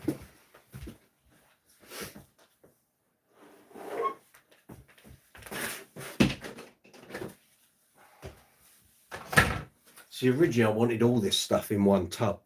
So heavy you couldn't lift it, so it made no sense. Much easier to break it down. And if I'm going to do videos, just to pick up the one that's got the different pedals for what I want to cover. Joe, wow, never knew you were a Mesa Boogie player. I'm a man of many talents, Joe. What's your opinion of them then and now? Now, don't have an opinion really. Mesa Boogie stuff, Mesa engineering. It's always good gear, but they kind of stopped doing that big stuff, and that is what they were famed for. Again, they fell in the same problem that EBS fell into. It took them too long to bring out a Class D amp that worked, did the job, and they didn't bring theirs out till 2015. Well, that horse had long since bolted, and I don't think they're producing amps like that anymore. I know that was discontinued long ago because the price on that amp's gone through the roof. But that amp is more like an Aguilar DB751 powerhouse. It's tone, it's what you're paying big money for. It's the dogs doodahs, you know, that sort of thing. But I've done many gigs abroad, in Europe especially, where the hiring bass rig was a Messer 400 plus. It's leviathanic, it's huge, it sounds enormous, extremely reliable, would decimate an Ampeg SVT. I can tell you, I've played through them, and the tone is just, it's seriously good. They do come up secondhand, but it falls into the same thing as any like Trace or anything. It's old technology. Things are starting to break down, trying to get parts. Although I think with Mesa Boogie, it's a lot easier because the company still exists. But and a lot of that tube technology carries on. It's just a case of replacing parts as they get worn out. The solid state stuff is a harder thing, which is why, you know, there aren't a huge amount of Trace Elliott amps that had valve technology. For the most part, invariably, hundreds of thousands of the amps were solid. They weren't tube. But that's the problem. But anyway, it's a monstrous amp. So David Neft, what did I say to you? Sorry, I'm out of what we're saying here. Thank you for saying that to me, mate. Yeah. Did you get the link I sent you regarding PJB? Let's have a look. Did you send it? Here we go. Are we talking about the earbuds? We're talking about now. I got the earbuds one, but Russell's gone. So if he comes back on the live chat tomorrow, I'll include those then. The other one, was it via Facebook?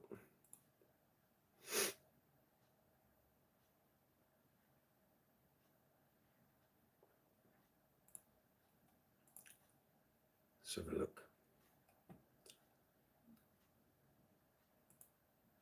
Yes, it was. Bear me a minute. Meta Business Solutions. Really? Is it a thing from Base Up? Oh, you sent it from Base Up Front. I'm not a member of Base Up Front. Sorry. I'm not on there. Yes, I think Gibson do own them now. You're right. Play us a jam. I haven't got. No. I'm not doing plays and stuff tonight. I'm afraid. I'm tidying my office. It's a mess. Another bot. Send it on. Yeah. What can you do? Are you talking to me, Sumitra, or are you talking to David? I don't know.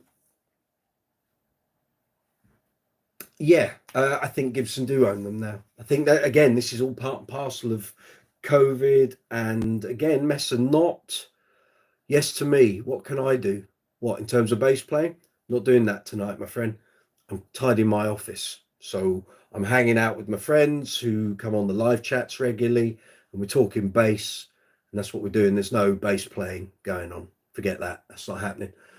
Where am I in the UK? London, James. London. Joe, Gibson have bought a lot of classic bass companies. I heard a Chinese company just bought Marshall. Highly possible. Highly possible.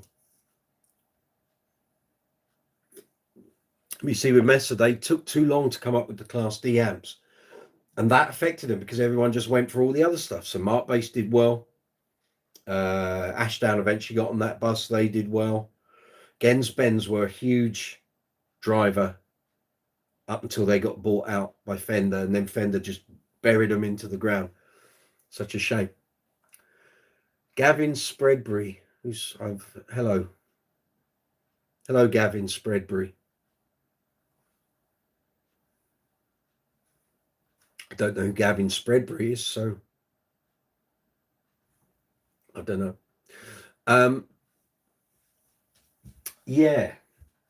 Yeah, right, let's try and yeah. I've got one more tub here. Actually, it's two more tubs, but we'll start putting some of this away and we'll end up with a bit more room, which is the general gist. What's this? Octavers. Needless to say, there's a lot of them. Gareth, basically, Phil Jones put a post up, says business partner screwed him over and closed the business down without his knowledge. And he's now looking for a new business partner. I'm going to struggle. I can't see bass amplification being a particularly lucrative market to be in the current time. Joe, I have no desire whatsoever to buy a Mark bass. Good. They are like the McDonald's of bass amps. Everyone's got a different preference. I've tested and reviewed quite a few, and I always felt underwhelmed, and it felt like there was no life in the bass signal I was getting, no matter what bass I was using. I can understand Mark King playing them, as they probably make a very nice deal for him. Gareth, the post has now been removed. Wowzers. Okay. Maybe he didn't want that information out there. Yeah, I'm not on bass up front. I was, and I tried to get David, the guy who runs it, to allow me to post as the group, as Brooks's Bass Corner, as a page. And even though he owns it and he runs it, someone set it up before him, and he said he had no idea how to do it. And I said, it's relatively easy. You just go in and allow pages to join. And once I've joined, you can close that loophole so no other pages join. And he didn't know how to do it or want to do it. And so I said, well, fair enough, I won't bother posting. So I dropped off that group, sadly. It happens. It was back during lockdown, and I had hundreds and hundreds of bass groups and pages on my personal profile, and I wanted to move them over onto Brooks's Bass Corner, which I did for the bulk of them. Some of them, it's the same thing. They won't allow you to join as a page. And I said, well, you keep saying you'd like me to post messages and post content up, but I need to be able to do it as a page. I don't want to do it as my personal Facebook account. Like I say, he said he didn't know how to do it. So it's like, well, I can't keep banging my head against the door. And then he stopped replying to the messages. So it's like, well, fair enough. The posters now, yeah. David, what would be the Burger King of bass amps? How can I answer that? It's a very different thing. It's a different thing. Ivy, how's the tidying going? Slowly. Slowly. There's a lot of stuff here. Joe, I always was impressed with the Phil Jones bass amp cab designs. It's all good. I was going to get one at one point as they're very portable. Well, if this sounds like the company's going to close down, I think you're going to find a lot of stock going cheap. So hang in there. Hey, man, where are you from? London, UK.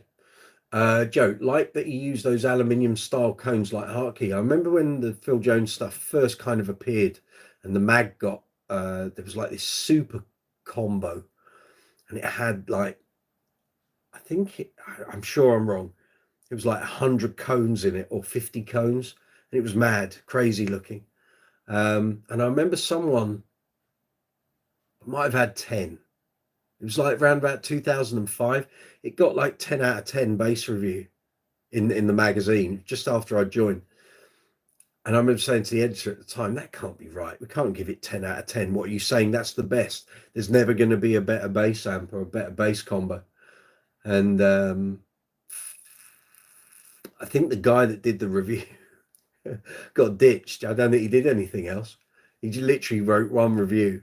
And it was very clear, I think, that either he'd been paid to review it or write it, or he was being allowed to keep it if he did a good review. So those things always became very obvious. So, Igris, hey man, where are you from? London. Joe, I like that you, yeah, we've done that. Joe, yeah, Igris, loads of love from Belarus. Welcome. We're talking bass guitars, bass amps, bass effects, he says. Tubs of the buggers. So let's try and tidy up some of this.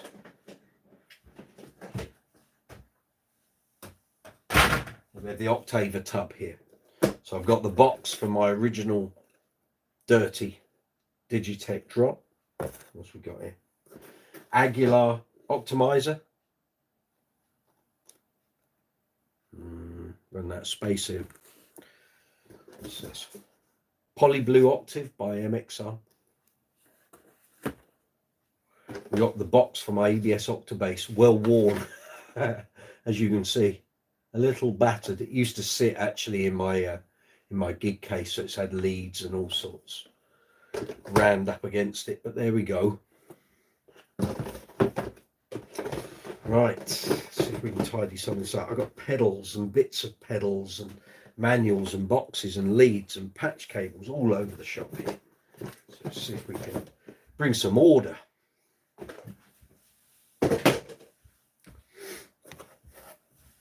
Right.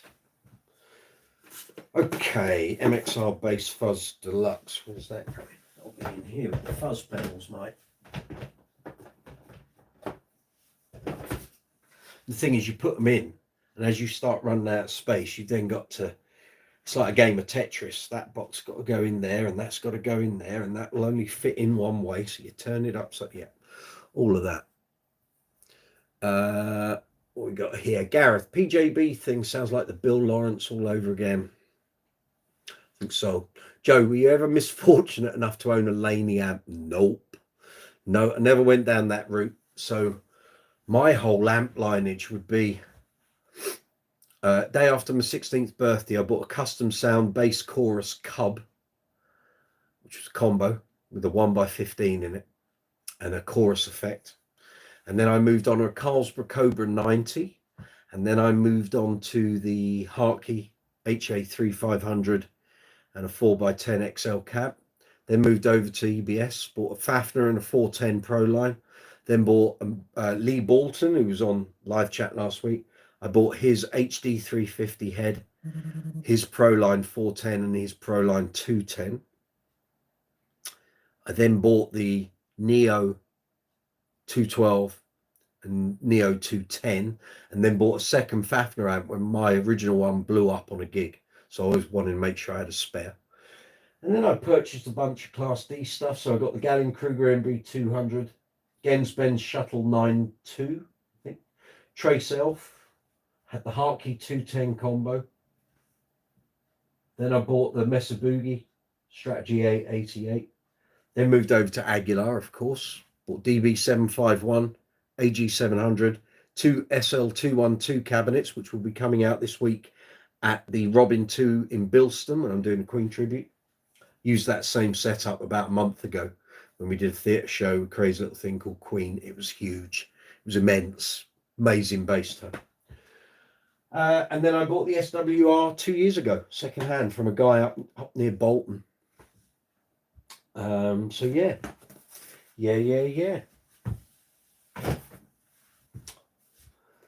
So here, we did this on the live chat. So I've got a bunch of those, what are they called? What's the company called? Sonic Cake pedals. I bought 3 before last Christmas, 2023. So I meant to do reviews and out the box demo. Last year just went to crap, didn't it? So we got the Sonic Cake Octave pedal. We got the Sonic Cake, the eyes aren't what they were. The Sonic Cake Auto Wah, an envelope filter.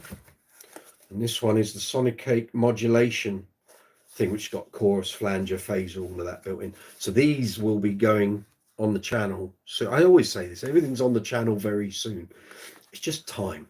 So they will be appearing. So I'll do individual little reviews and then I'll compare them to like a more expensive pedal. These are like 25, 30 quid each. They're not in the realms of the 150, 200 pound Source Audio pedals and all that. So I will do that. Let's have a look here. Thomas Klein, attend a Diddy party or take a drink from Bill Cosby. Talk bass, don't talk shite, please. Otherwise I'll report you and ban you. So come and talk bass, be nice, be pleasant, enter into the conversation, or watch silently, or bugger off. Pickle Touch, no wedding ring, but you made sure to stick a rock in your ear. It's just an earring. What's your problem? Got a problem? Clearly at 8:20 on a Monday is when the dickheads appear. So carry on, be abusive, be nasty. I'll report your profile, ban you from the group. All right. So it doesn't matter to me. So right, I need to keep these three together because I'm going to be doing videos on these very shortly. So rather than split them up, don't put them in the effects boxes, Mike. That would be a good idea. In fact, they're going to go up here and I'll get them done as a priority.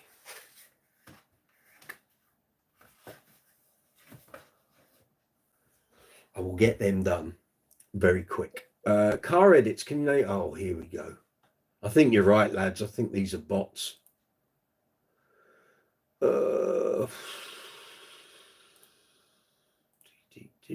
Report them and block them.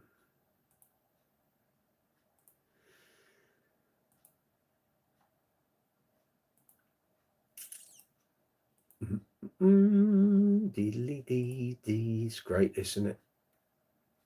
It's a good job I'm not a huge channel. I'll be doing this like the whole chat. And like that, they disappeared. Joe. Hang on, I need to just scroll up a minute. Hold on. Hold the bus. Hold the bus. That car edit's 100% a bot. Yeah, he's gone now. Did I have a Centaur pedal? No. R8, good to see you. No, I haven't. R8, is that a clon? See, Joe knows these things.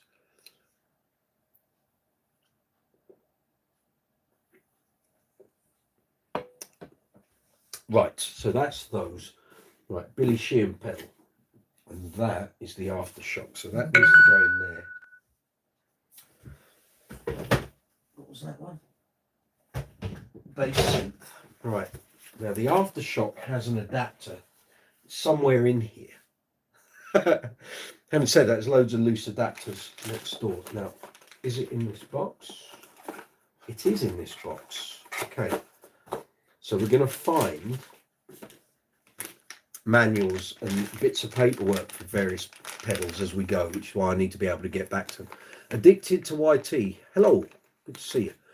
Joe, only because my brother is a guitarist and the Holy Grail is apparently a clon pedal. R8, what did you rate for Focusrite Scarlett? I've got a Scarlett. I've got the it's here. I can never remember the model name. I think it's I don't know. It's the one with 2 inputs anyway. I love it.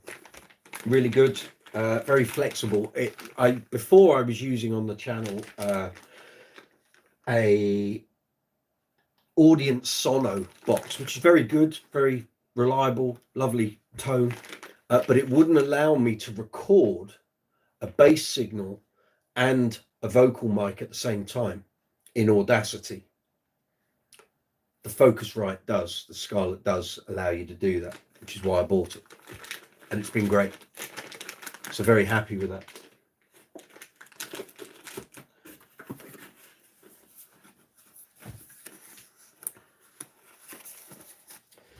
Right, aftershock done, dusted, very good. I can go in there. Right, bass synth, you're going in there. Digitech drop. Right, that's got to go in there, isn't it? And that will be going on another board shortly. That'll be going on the new.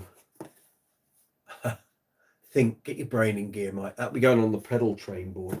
I've got an Ampeg pedal here, which I've got to review and give back to Yamaha. So I need to do that as well. Just stick that here. That's been waiting to be reviewed for ages. I need to get that back. Focusrite, cheap enough, and the quality was crazy.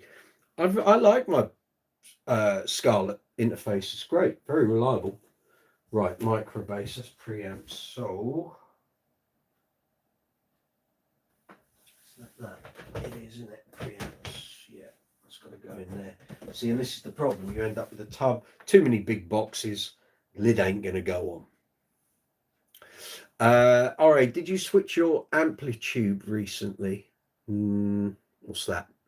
I think you might have got me confused with someone else, mate. I don't know. Gemini Chorus. So this I bought secondhand. So has this got this adapter in? Very nice pedal. I bought secondhand off Bass Chat. Yeah, that's all in there. Very good. Right, chorus box for that. That'll be down there. Which has also got an EBS Uni bass, Uni Chorus, sorry. Boss PH2 Super Phaser, Aguilar Chorusaurus, EBS D Phaser, and one of the old EBS Uni Chorus grey labels. It sounds very different to the black label, I can assure you. Okie doke, it's got a second-hand Sonic Stomp, which I've been using. I've got two of these, so this is the newer version. Great pedals. I don't know why people stop using them. It's because you turn it on, you leave it on, but it works so well for bass. Love it. BBE, big fan. Big fan. Joe, there's a Klon on Reverb now for $6.95. It can't be that good. Basically the same price as a wall bass. You wouldn't be getting me buying a pedal like that for that sort of money. Not a chance. Right.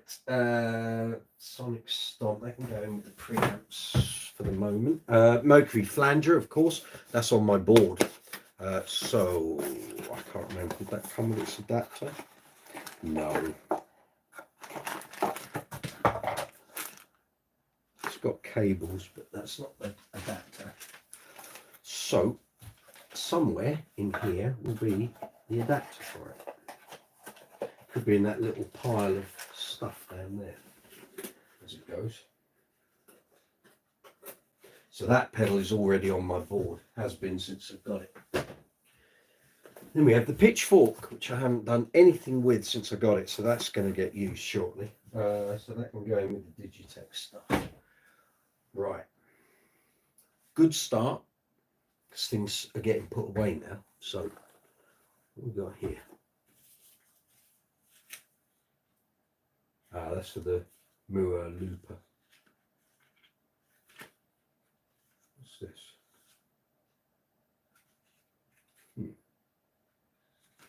Got a manual for a pedal I don't even own.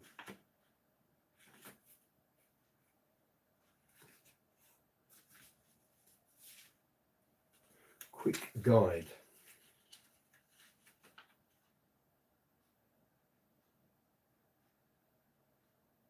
I don't know. Maybe it's this. Maybe all MXR pedals come with this. I don't know. Okay, we'll stick it in there and we'll see what happens. Joe, what were those BBE pedals? I never had one, but a lot of producers used to use the rack version. Okay, story goes. In the 80s, 80s and 90s, Eric Clapton had one in his rack. All his band, guitar players, Phil Palmer, all of that lot, they all had them. It's kind of like a EQ contour kind of thing. The rack mount had more controls and options on it. The pedal is slightly more limited, but if you haven't got a rack, there's no point having a rack just for one unit thing. Anyway, level 42, Mark, Mike, Alan Murphy, I guess. I'm guessing this goes back to like 87, 88, 89, 90. Had a chat with Eric Clapton. What's that? He said, oh, hear the difference. Turned it off, played. Yeah, great. Turned it on. Oh my God. So basically, it's not necessarily that it fattens your tone up, but depending how you use it and the controls you use on bass, I heard the difference the very first time I plugged in the first one I bought at the gallery, and I was using a Stingray, so I know how a Stingray should sound.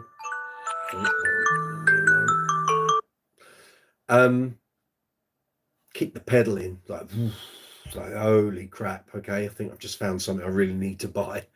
And the story goes, when Mark King was asked about him, he said, well, Clapton's guys had them. He said, and then we bought them. The thing is, you end up leaving them on. You don't ever turn them off. You never take them out of the loop. He said they just make all your instrumentation sound so much better. that we all had them and we just left them on. And at some point, I guess when Level 42 stopped touring in 94, they just ditched all that. And I've never seen Mark use one again since. But I know quite a few people that if they see that pedal, like I've seen guitarists come over and go, oh yeah, BBE, they're great. But you can still buy their stuff. But it's kind of like it's not like an aural enhancer like you've got on the SWR stuff. And actually, Boss did a pedal that was an aural enhancer. But it's like just a different sort of contour, and you treat it very carefully. You don't need to turn everything on to maximum, as I've found out recently. I had it set differently for one bass. I plugged a different bass in, turned it on. It was like, oh no, that doesn't work. So you got to kind of tune it to the instrument you're going to use. But really good. You can pick them up secondhand, 60 quid, 70 quid, 80 quid. I wouldn't be against, if I ever went back to a full rack mounted setup, like if I was doing a big tour with a name and you've got roadies and techs, I'd be quite happy fitting out a rack case with preamp, one of these, a BBE, tuner, and if I was going to use effects that were rack mounted, then fine. But yeah, DB7, Aguilar DB751, cool tuner, BBE, I don't even know what the rack mount one's called, Sonic whatever, stick that in, turn that on. I'd be happy as Larry, that'd be fine.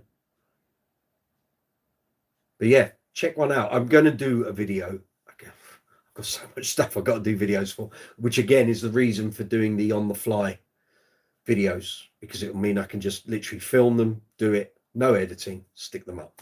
I will do one for that pedal and you'll hear it. But very good, very good. I can heartily recommend. I was using mine at the weekend on Uncle Funk. Whatever bass I use, it suddenly just goes for it. It's just stunning. Right, I need to go and get another tub because I've literally cleared the other tub that I brought in. So bear with me a second, gang, and I will be back. As long as I don't knock everything over. 2 seconds.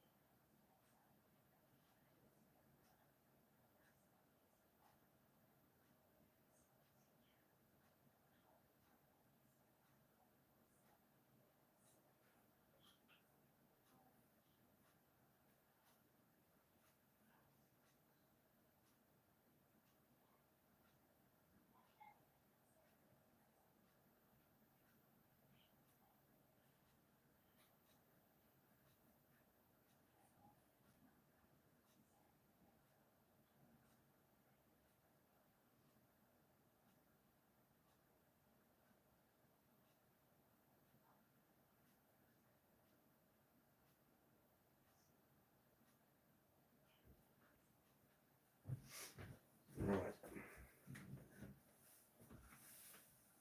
More of the same.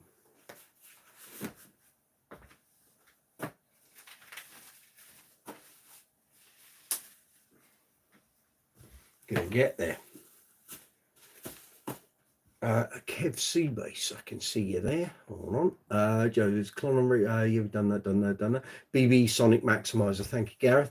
Kev, as a bass player, I get to mix. I put a Sonic Maximizer on a sub on the X32. The drums and the vocals love it. Tickle it in, it makes a big difference. There you go. You see? Real world experience. Exactly.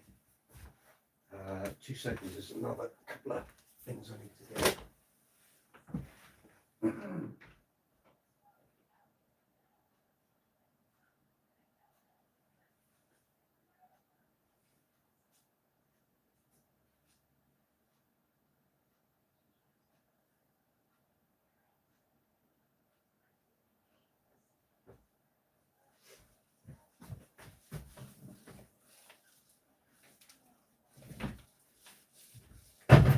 There we go.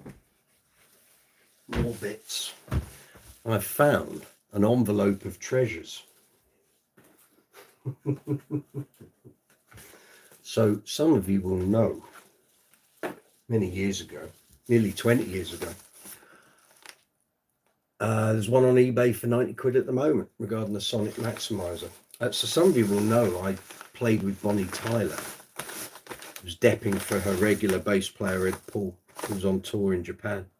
And I got the call last minute because Lee Pomeroy was meant to do the shows, and Take That suddenly came back, new album, tour, and promo and all of that stuff. He went off to do that, and they were left. They had no one to cover these shows. I got the call. For what reason, I've no idea. Anyway, just found an envelope that I put all my bits and bobs in. So I just found it. It's just lying in the lounge. So let's see what we got here, shall we?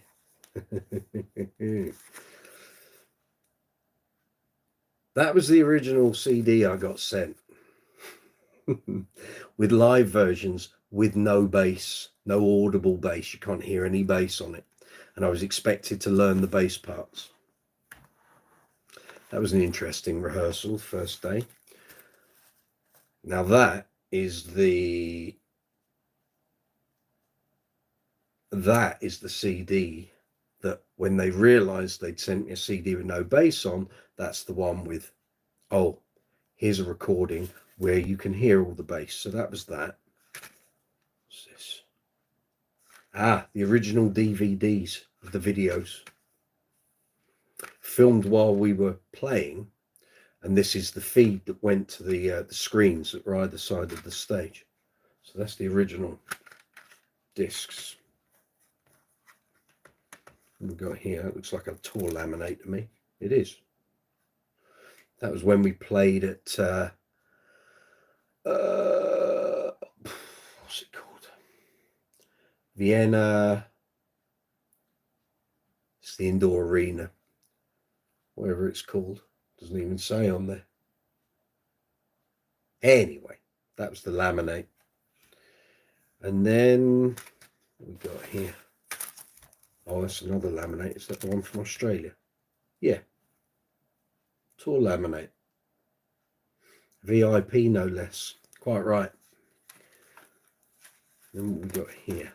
What's this? Oh. Hang on, what's all that? Oh, I see. That's the VIP. That's the one just allowed you to get in and around the hotel. A live show for me to learn from that came through after we realized the CD I had was pointless. Another live show. And then in there, that's my copies. So I made copies of the DVDs I've got, so I've always got them. And that's a CD with the original version, studio versions of the songs.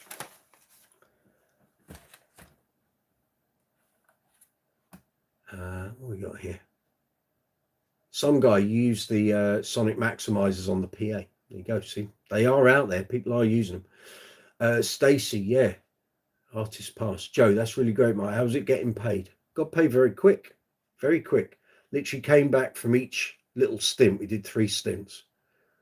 And you'd put in your invoice and expenses, and it got paid very quick. When you used to tour with named artists, I had to wait months to get paid. No, I didn't. I got paid very, very quick. Some guy, am I aware of John Cleary? No. Should I? Should I know him? Does he know me? He's not after money, is he? Oh my God.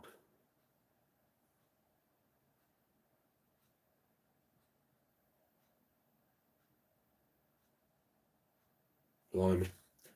So that was our song list for the shows I was doing. Then there was then there was a rehearsal notes thing. So as we went through each song, the MD would tell me what I needed to do or change.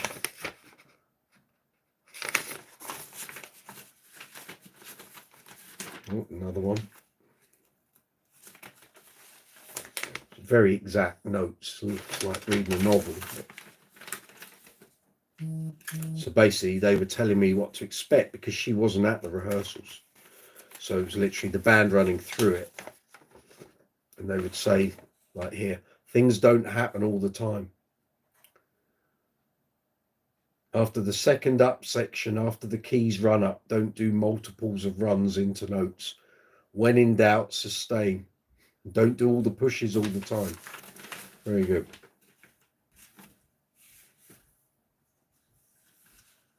We had it was a couple of weeks. I think we did 2 weeks, 3 weeks of prep because they'd never played with me. Another thing of notes and stuff. And BV notes. A few of them. Oh, a lot of notes here. What's going on? I think a lot of this was fine tuning. Yeah. So there we go. That's all of that.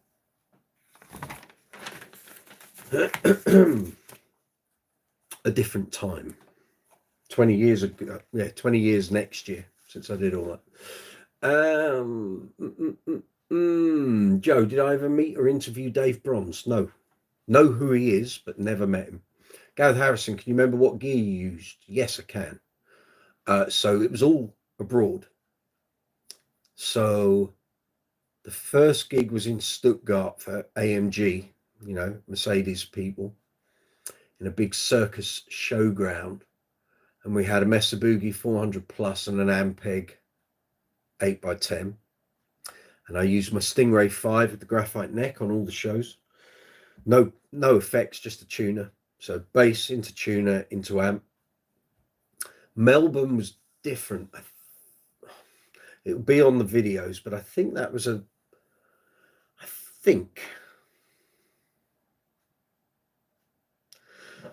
think that was an Ampeg head and an Ampeg cab, but I'd need to go back and watch the video. It could be that was a Mesa Boogie amp as well, but I could be wrong.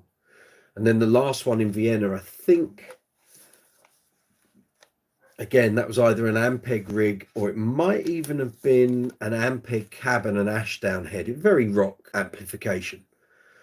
Big, loud, you know, ballsy. They weren't looking for finesse. It was, you know, balls out, backs to the wall, and off you go. But it was all good. I had no gear issues. It was all fine. Did the shows, and that was that. Some guys from the UK, New Orleans transplant pianist, brilliant. Okay. Joe, what bass did I play on that tour? It was the Music Man Stingray 5 graphite neck. Did that for every show. Zumaz Music, as a touring bassist, do you ever sing backup? Always. If so, I assume you'd be compensated for the additional skill. No, generally you don't. So on the Bonnie Tyler shows, there wasn't a lot of BVs, to be fair. Yes, Joe, it was Status Graphite Neck. It's the one that's reviewed here on the channel. If you look up Stingray Review 5-string, it will pull that bass up. There weren't many BVs on that, but generally I'd always do BVs on any gig I'm on anyway. But you don't get certainly not in the covers realm. You don't get compensated for that as an additional skill. You might with a name artist, but I don't know. I've not done enough work with name artists on their own tours to know, to be honest. Now there's someone from China here. I'm Chinese. That's okay. You're welcome if you can speak English. I can't read the first bit, and then it says official channel because I can't read Chinese. So, but you're very welcome if you want to come and talk bass. Feel free. That's what we're here for. So that's that. Work out where I'm going to put it. I've got no idea. All my drawers are getting full. Might be some room in that one. Let's have a little look. That one? Yeah, that will do it. That will do it. Beautiful. Okie dokes. Right, what we got here? That's the doodah, isn't it? And that's in its own box, so that needs to go in there. Yeah, we'll let them have a go, Joe. And if you've got some decent bass chat, he's very welcome. And if he hasn't, then we'll boot him out. Or her. So, official channel from China. Let us know if you're a bass player and you're coming on here to talk bass. And if you're not, then we're probably not the channel for you.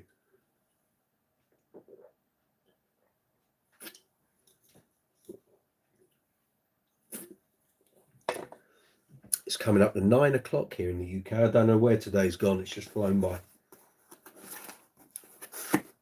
Crazy day.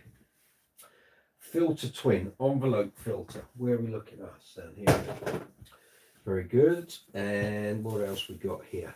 Box for the Sonic Stomp, the one that's on my pedal board. Joe, did you keep in touch with the guy that passed on the deck to you? That could be anyone, Joe. And or did you not like touring with bands like that? As I think I remember you saying you made more money just playing around. Yeah, that was the case with the Bonnie Tyler thing, because it came in so short notice. I had a load of work at the time with my own covers band, but I also had a load of work with the Green Day tribute that was paying me serious money. We made good money with that. And I'd not done a big name, and Bonnie Tyler was a big name. And I thought, well, this is going to hopefully open some doors for me, which didn't. But I took it because I wanted to help the bass player out, and I knew the drummer, and I thought it was going to be fabulous. And it kind of was. It kind of was. But I missed out because you only got paid for the gigs. You didn't get paid for rehearsing. You didn't get paid for the travel. So we were in Australia for a whole week for just 2 shows. So I only got the payment for the shows. I got no time for hanging out. I think there was some PD's money, but it wasn't huge. And yeah, when I came back and worked it all out, I think I'd lost over the 3 little stints that I did. I think I was down about 1,800 quid, but it was what it was. I learned a lot doing it. So, Stuart Milne, did I ever meet Boz Burrell? Sadly, no. I wish I had. I'm a big fan of his play. He used to go in the bass centre in Wapping a lot. He was friends with the owner, Barry. And yeah, I never met him. Never met him, sadly. But I am a big Bad Company fan.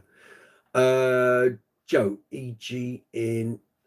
You made more money just playing around the UK, E.G. in function bands. Yes, because at the time my covers band was very busy. So I would have missed out. So the first trip we did, we flew out on the Thursday, did the gig on the Friday and came back on the Saturday. And then we had a private party on the Saturday. I missed out on gigs on the Thursday and Friday. When we did Australia, we flew on the Monday, came back the following Monday. So I missed gigs Thursday, Friday, Saturday and Sunday that week. And then the third stint, we flew out on the Friday and came back on the Sunday. And I missed gigs on the Friday, the Saturday and the Sunday. So I did 4 gigs with Bonnie Tyler and missed out on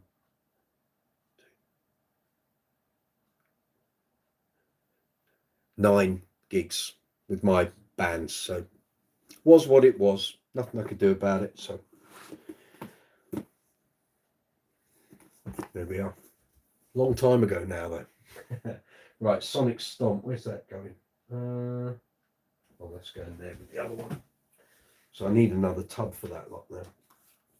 Ah, now here's a thing. Some of you may remember these. Korg Pandoras. It's like a drum machine and it's a practice thing. And I think there's chords and stuff on it as well. Multi-effect processors designed for guitar and bass. You can use it as an effects unit, but it's also like a practicing thing. That's the adapter for it. A lot of the early videos here on the channel, I use this as an alternative to going into the audio interface. Or I'd go into this and then into the interface, but I found it was compressing too much, so I stopped doing that.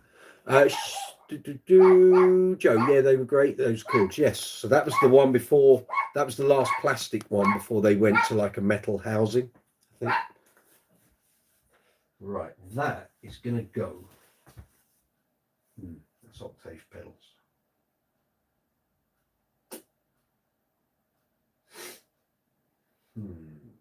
Probably come in with the compressors. because there's loads of room in there. We'll stick that in there. Two flat knee pedals here that I need to finish doing the videos for and get them sent back because they're cluttering up my office. So let's put them here. Got a little pile now developing here of stuff that is very important. Get it done, get it sent back. Someone's at the door. No, there is no one. That's just Ollie. Probably a leaf flew across the drive, perhaps, maybe. No Amazon delivery. No, we've had all that today. That's all long gone.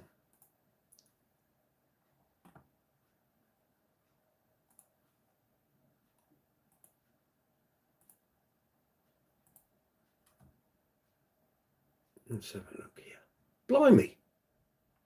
My subscribers have suddenly gone. I've gained like 9 subscribers during doing this live chat. If you're watching and you've subscribed in the 2 hours and 11 minutes this has been running, thank you very much. Much appreciated. Please don't be the archetypal subscriber that I really hate, which is you come on and subscribe, and then as soon as this live chat finishes, you unsubscribe. That really grinds my gears. Please don't do that. If you like the channel, you like this is completely ad hoc. There's no production value whatsoever on this live chat. But if you're enjoying it and what have you, then great. Please subscribe. That's fabulous. Please watch some videos. I hope you find something educational, informational, maybe some advice. But please don't subscribe and then drop off, because when that happens, it is so annoying. I'd just rather you didn't subscribe. It would be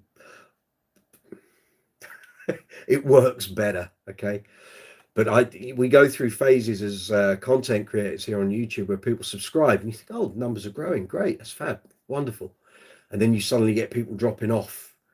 Why did you subscribe in the first place? Check the channel out, see what we do, see how we interact with all the live chats. If it's something you want to get involved in, fabulous. If it's not, don't bother subscribing. Isn't that right, Stacey? Yeah. Let's have a look at that. What's that? Okay, yeah, that makes sense. Right, very good. Right, everything's ticking along quite nicely there. I think we've got no community posts, so that's good. Everything's up to date. Right.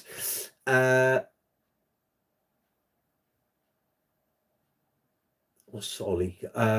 Joe, is this the same room where you normally shoot your videos? Yes.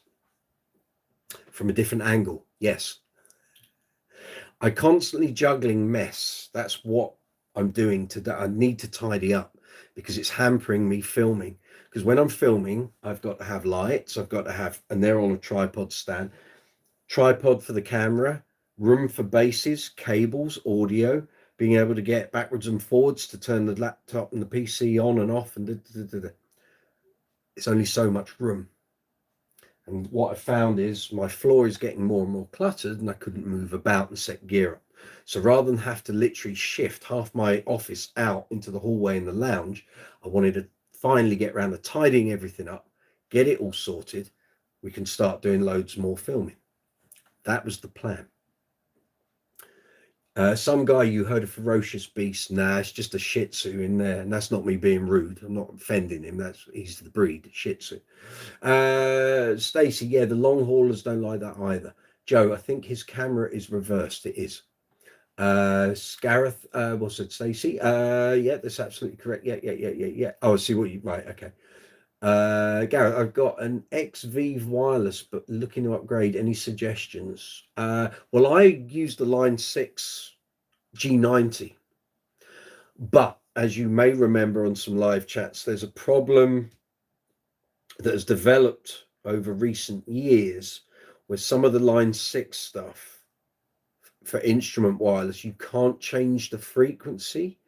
You can change, there are like programs within the rack mount where you can move to another setting, but you can't actually physically change, I don't think. I need to investigate all this. And I used it a lot for doing ABBA stuff when I do that at Christmas. And in 2022, we did an Uncle Funk show the night after I'd done a couple of ABBAs in a place called the Spotlight in Hoddesdon. Sound check, fine. First 20 minutes of the set, fine. And then suddenly my bass was cutting out. And I looked at the rack mount and it was literally going signal, no signal, signal, no signal. It's to do with Wi-Fi on the frequency. I think it runs at like 2.9 something. And basically it was all the phones and people trying to do stuff online and it was causing a problem. I stopped using it for a while. I then started using it again. I was on an ABBA gig the following year in a theatre. We'd just come on. Sound check, fine, no problem. Come on. First song was okay. Second song, when they hit the first note coming in on Mamma Mia, nothing. I literally had to work out very quickly, how can I plug my bass in via a cable via the tuner, bypass the rest of the pedal board, come back to the amp without making any pops, bangs or anything doing it. It was a bit stressful and I've not used it since. I will get back into using it, but I need to look into finding an alternative setting for that wireless unit, and I'm not sure if it's possible. So I'm probably not the best person to suggest anything, Gareth, because for me the G90 was like the holy grail of for bass wireless, and now I'm not entirely confident in how it copes. But again, I bought it in 2019. It's now 2025. Technology's moved on, broadband, Wi-Fi, all of that has changed as well. So I'll come back to you if I get any better ideas. Zuma's Music, you subscribed. Thank you very much. Ollie, good man you are. Me or so? Oh, the guy that subscribed, thank you. You have that issue with XV. It's to do with broadband and Wi-Fi and the frequency it's running off. And I know other people that use wireless units, they've moved to like 5 gigahertz, which seems to do away with the issue, but I'm not convinced that you can do that in the Line 6 G90. There's like a thing, like something you plug into one of the RF terminals, and that allows you to do something else. But I need to look into it. I don't use it often enough, and I did want to. And if we get the Uncle Funk Decades of Dance show out on a theatre tour, then I'd like to be able to go wireless and not have to be cabled up anymore. But again, you can't do it. Everything's fine at sound check. You go out to do the gig and your bass is cutting in or out. It's that's not really acceptable, especially when people are paying good money on tickets. What we got here? Bass Chorus Deluxe. Let's go in the bass chorus box, isn't it? Very good. We'll get there. Right, that pedal is in the pedal train case, which is outside, so I'm not going to do that. But right, we've got the Billy Sheehan distortion there, the Mark 1 version, and I know that pedal is on the pedal train board, so that's not going anywhere. Stacey, I hear that laugh. I concur with the Grogu squeal. That film's coming out next year. They've released the launch date for Mandalorian and Grogu today. Okay, I'm just going over in the corner. There's some stuff that I use on the set dressing on top of some cases. So I'm going to put that away and actually get some of the set dressing stuff put away as well.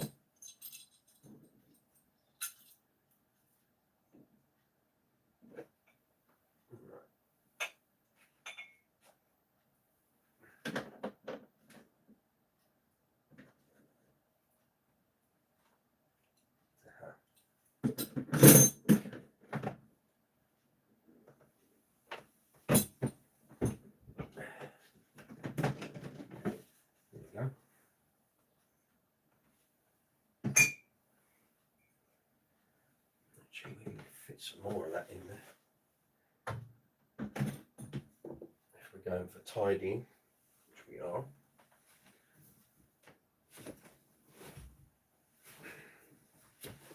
Ooh, it's precarious, I tell you. Right, let's go.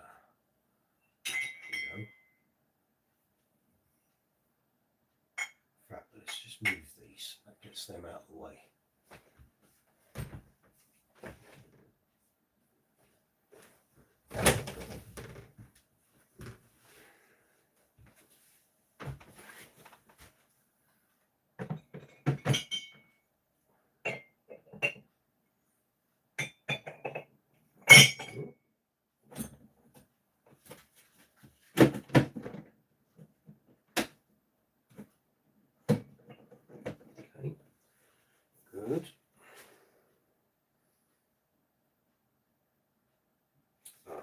See, don'ts.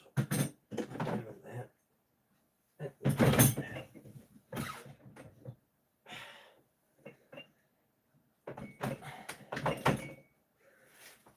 Very good. Right.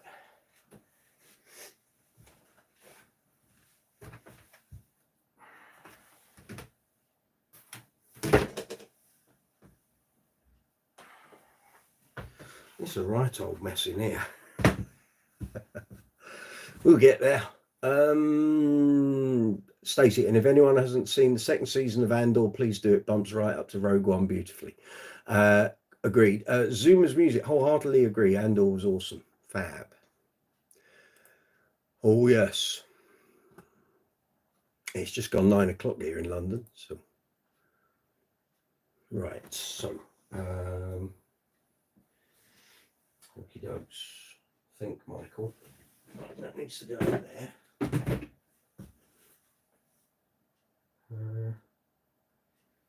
Right, so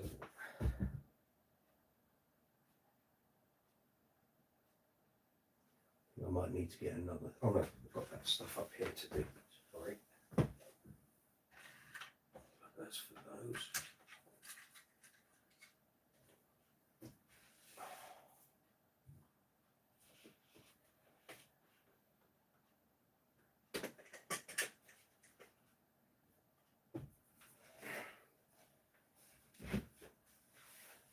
Yeah. Right.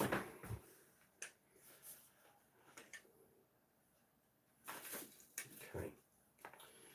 Right, we've got an old EBS grey label Octobase. My first octave pedal. Bomb-proof, although the circuitry's got a few niggles in it, but there we are. Joe, only like the first 6 George Lucas films. If it isn't made by Lucas, then in my book it's not Star Wars, but that's just your opinion. Okay. Rob Steen, good to see you. How do you justify all the gear and bases? It's my job. It's my job. Tools for the job. Things I've accrued over time to do the gigs and the bands. Now with the YouTube channel, it means I don't have to. Well, I keep buying stuff because they're like the Jazz Bass Plus that I just recently bought, because it allows me to do the videos. So that's how I kind of justify it all. And to be honest, a lot of this stuff I buy secondhand, so I'm not paying full whack, and I'll be able to sell it on. The recent years, past 2-3 years, I've bought instruments that I wouldn't buy for myself, but I know I can do good videos for the YouTube content and for on the channel. So those basses won't stay with me forever. They'll get moved on at some point. Joe, I watched the first Disney Star Wars and walked out the flicks after about 30 minutes. Oh, ye of little faith. Terrible, terrible film. I like The Force Awakens. I have no second one I didn't like. Last Jedi was dreadful. Solo wasn't much better. That was pretty abysmal. But Rogue One, best film since Empire Strikes Back, in my view. Again, just my opinion. No one has to agree with it. Stanley Almond. Should I play Pink by Loose? No, but that's all right. We can just get rid of you. That's fine. You can go. You're done. Bye. And where are we? But you love Prometheus and Alien Covenant. Agreed? Terminator 1, greatest film ever. Not sure of that, but I mean, very good film, of course. Now, I don't think there's any batteries in this. What did I do with that patch cable? Let's just check. Don't store batteries in your pedals. No, good. Don't do that thing. Don't be that person. Octave. Oh, there we go. That's the fella in there. Right, I had a duster in here. Where's it gone? What did I do with it? Must have taken it to another room. Booger. Okay, tissue I'll have to do then. And then I know I'll do this and I'll see the duster. Joe, I even liked Alien 3. I think I'd like Alien 3, the version it was meant to be. George Iliadis, good to see you. You're a day early, don't worry. This is an impromptu live chat, so there's no gloss, there's no glamour tonight. Corton of Coldus are from Ian Lee podcast. You look familiar. No, but you're welcome anyway. Good to see you. We're talking bass guitars here. No, I'm not from Ian Lee's podcast. Joe, but the best film ever has to be The Room by Tommy Wiseau. Wouldn't know, sir. What have we got here? Oh, Boss CEB3, of course. Let's go in the chorus box, of course. What's this one? One of my faves. Boss DC2W Dimension Chorus. Lovely. Video on the channel. It's already up there. Straight out the box. Big winner. Love it.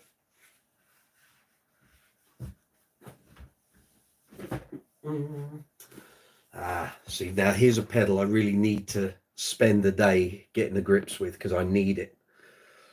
The Source Audio C4 synth. On its own, just plugged in without fiddling anything, it weren't that great. You got to get into connecting it up to your PC or Mac and getting into the guts of it and changing the presets, tailoring the sounds. Then you start getting the results out of it. And I need the time to do it. It's coming. I'm going to make the time. But I need to be using this on the Decades of Dance shows. But that's going to require me recording. Editing the presets, editing the patches, and sort of getting into the nitty gritty of it.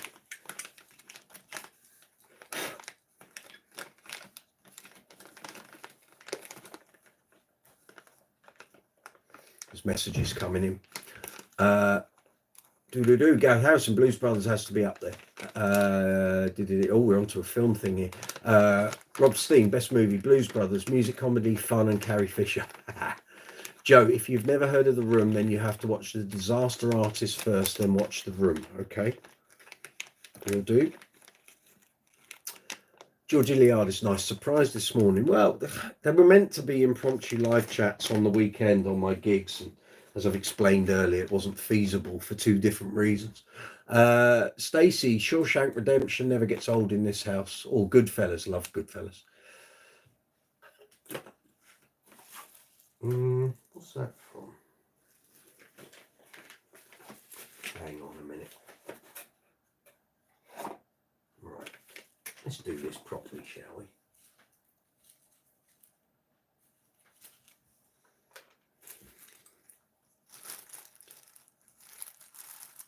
I'm up to date with the messages. Very good.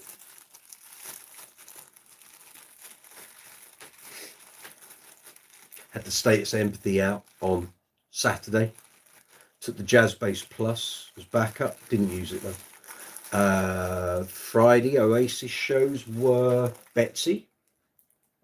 And I took the FSR Fender Precision 70s Precision as backup. And again, didn't need it. It was fine. Betsy did everything I needed.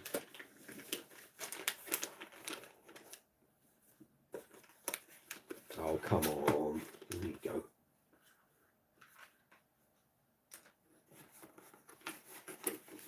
Right.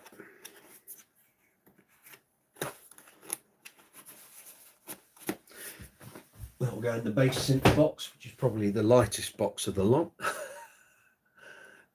Joe, what did you enjoy? Fait Accompli. I always thought it was a missed opportunity. What did I enjoy?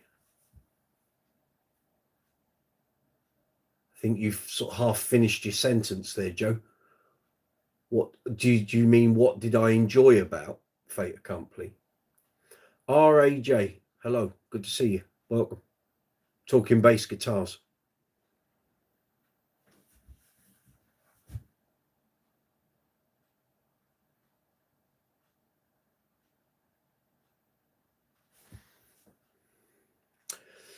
And a real shame it was made after the Gould brothers had left by then, before they made Fait Accompli. Love from India. Welcome. We're talking bass guitars, my friend. Yeah, Fait Accompli. I did ask Mark when we were at his flat 10 years ago. Was 10 years ago. I did ask him, is there a load of video content in the vault, either at the record company or in level 42 land? And he said, no. He said, because until we had World Machine, we weren't going to get a lot of funding. We weren't selling enough albums to get that sort of backing by the record company. And back then in the 80s, to film anything, whether it was gigs, tour documentaries or whatever, cost a fortune. The band couldn't afford to do it. So it wasn't till World Machine, they're running in the family, resulted in Live at Wembley. And then Fait Accompli, I don't know if that was record company or management or what instigated that. I just wish they'd released the footage from that Birmingham show, because there's just bits and starts. I mean, and I said to him, there's money. That show that was filmed should be released. Just there's got to be a way to get that edited up and out there. And he sort of did one of his nonchalant. So chances are we're never going to see that unless the record company pull their finger out and do something with it. But no, so what there is what there is, as far as I'm concerned. I can't imagine there's like some vault of recorded stuff that because they would have released it by now to make money from it. So but probably, well, think about it, probably from 85 onwards, it probably was a good idea that they didn't do a tour documentary while the brothers were there, because it wouldn't have been a very happy situation. So, am I a musician? Yes, I am. Full-time bass player, 30 years. Gareth, sad to hear about the fans kicking off at the Liverpool parade today. I don't know. Have they? I've been on here. I've not seen what's happened. Let's have a look. Oh, man 53 arrested after car hits pedestrians at Liverpool Football Club. Oh, dear. White British guy from Liverpool. It's not clear if he's thought to be the driver or an Everton supporter. Oh, dear. Dear, dear, dear.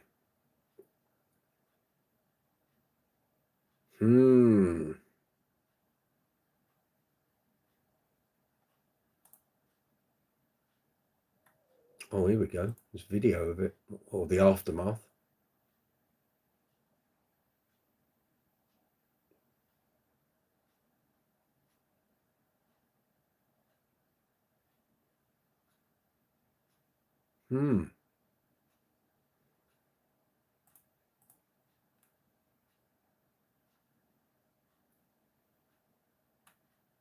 Dear, oh dear.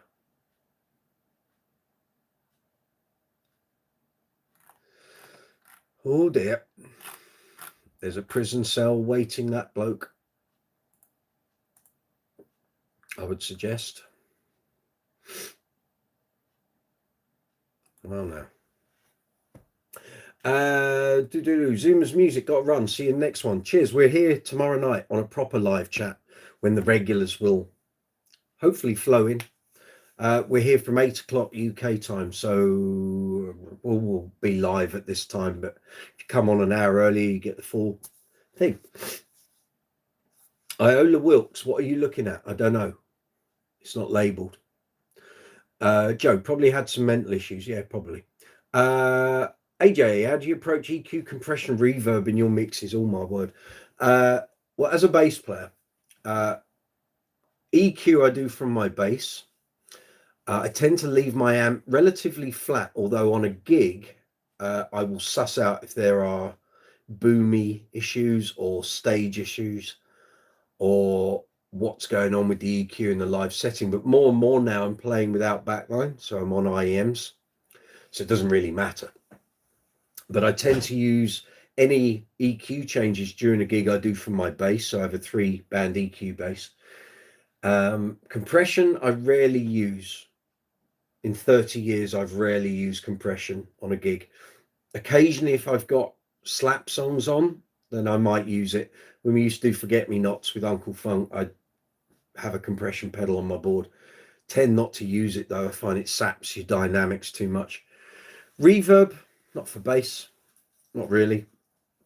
You might use it in a recording situation on bass, but not that often live unless you're doing fretless sort of atmospheric stuff. But rarely that you'd use bass on a sort of general rock pop covers gig. Iola Wilkes, hello. Hello. Ayush Malvia, what do I do for a living? I'm a full-time professional bass player in London. Bro probably didn't know what he was doing. Oh, the guy in Liverpool. Yeah. I know quite a lot. Maybe. You'll have to stick around to find out. Joe, I never use reverb on bass. I know Marcus Miller does sometimes. He does if he's doing fretless live. And he sounds great, but I can never get on with Yannick Gwizdala's sound. Way too much reverb for me. Yeah, I've never got on the whole Yannick thing. I've never met him, never had a conversation, never met him through the mag. I don't ever remember bumping into him at the bass shows. I know there's a whole swathe of bass players in the UK and abroad who kind of worship the ground he walks on. It doesn't really work for me, you know. I'd rather follow people who know the channel, know me, you know, the bass players I'm talking about. You know, I'd rather go and see the guy playing with Young Gun Silver Fox than go and watch a solo bass gig by Yannick. Just my personal preference. I'm not into that whole, you know, virtuoso solo bass thing, really. It does nothing for me. It doesn't float my boat. Iola, you support Villa. Very good. Very good. Congratulations on getting into Europe. Dave Gill, I like a touch of reverb with your fretless. See, reverb does that. It's great for fretless. Bit of chorus thrown in, maybe a bit of octave pedal. It doesn't really work on a general covers rock pop kind of gig. Gareth, rarely use compression. There we go. AJ, can I really master and mix my music professionally without any audio interface? I don't know. Can you? And with normal USB mic?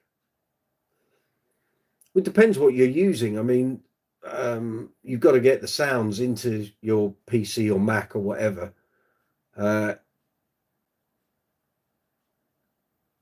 If you do it just using a USB mic, then you're only going to have a WAV or an MP3, whatever you're capturing in. Quality of tone, quality of sound, which is why you want an audio interface. If you haven't got an audio interface, I suggest you get one. They're not that expensive anymore. Joe, he seems a nice enough chap, just never got on with his tone. Way too think and not enough bass. Yeah.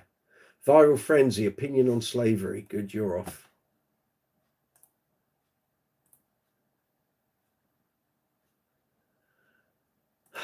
Dear, oh dear.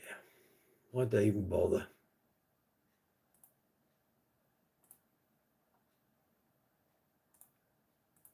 Bye. Do some music. No, that's tomorrow. That's when we do the regular live chats. I'm cleaning my office. Lefty bassist, still tossing around which octave to get. What's your budget, Dave? Yeah, we got the bot. He's dealt with. Gareth, never got into the whole Yannick thing. Nope, not really into the whole jazz solo virtuoso thing. Nope. Do like some of his stuff on YouTube. Yeah. George Iliadis, do you think it's worth looking at a new status of the graphite models? Depends what you want, George. If you're looking at a graphite model, then you're going to be buying secondhand, but prices have gone up. If you're looking at a new status, it's not graphite, it's wood. So depends what you want, depends what sounds you want, depends whether you're looking at it as a partial investment or not. My friend Dave Williamson did a comparison video, and a few people that have bought new statuses said they sound very comparable to the graphite net models. But you're in Australia, you can't go anywhere to try one, so you're going to have to do with online videos and reviews, I'm afraid. AJ, I'm just my USB mic, PC, and a Yamaha keyboard. Just buy an audio interface. They're not expensive. In fact, the audio interface probably costs less than your USB mic.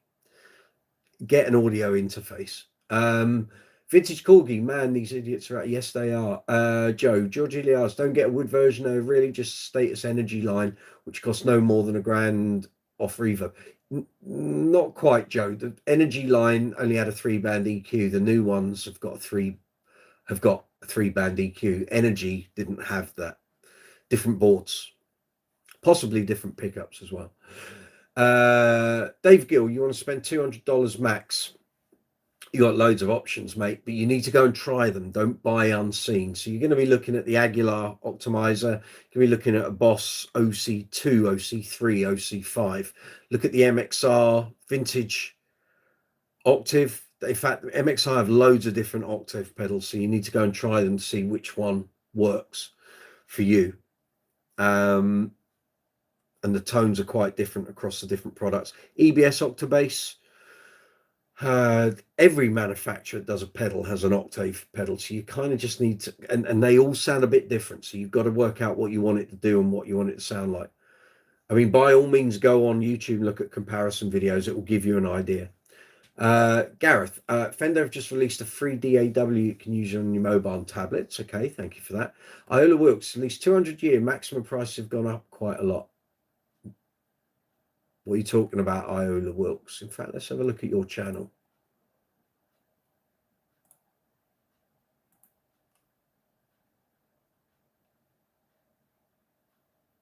Okay. Oh, okay. Right. So you just have a profile to come onto videos. Okay. Fair enough. Joe, the new bases are close to 4 or 5 grand. Are they? Really? Christ. I think compared to the energy line, which was 600 to 900 off eBay reverb. Yeah. Yeah. Some guy, I'm pretty good at right-handed bass, but horrible at left-handed. Don't play it left-handed then. Ian Holmes, good to see you. If Brian May's guitar was ever auctioned, could it fetch 4 million? Brian's guitar will never be auctioned. It's going to be buried with him. Or if he's cremated, it will be cremated with him. He said that it will not be passed down to his family. It will go to his grave with him. I suspect it would get more than 4 million. If a silver bangle that Freddie owned reached 500,000, Brian's guitar's probably going to get more than 4 million, but it won't be up for auction. So RAJ, which DAW software do I use? I don't tend to do anything like that. I don't do record. All the stuff you see here on the channel I do with Audacity, which is a free application. Joe, yes, I had a Status Energy. I only had 3 knobs. Yeah, volume, blend, and tone. Never could get a decent sound. Hence why I've not bought one. But the new ones, I guess, have the same board as the S2 Classics, which is the only bass they're really producing now. But yeah, it's up to you, George. I would say buy a second-hand graphite necked model. Loads of empathies about, Series 2s about. They're not cheap. You're going, but you know this, so I don't need to tell you. Look, okay, you can go.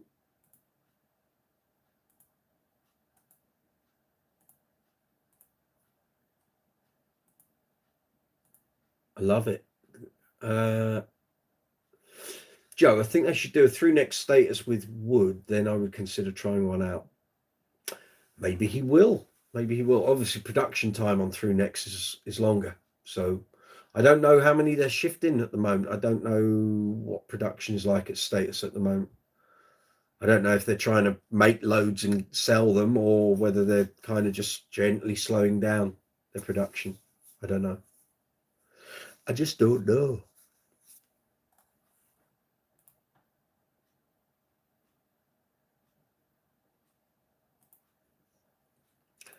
Let's see how we're doing here. All good on the Western Front. How are we looking there? That's good. Dashboard.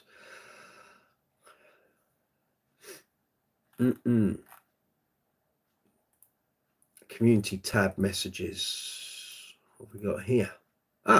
John Walsh. Talking status here, replying to my short. What is my go-to bass? Nice one, 88 Headless 2000. Oh, very good. Just out of interest, that's all it is. I may be moving soon. What sort of price should I insure it for?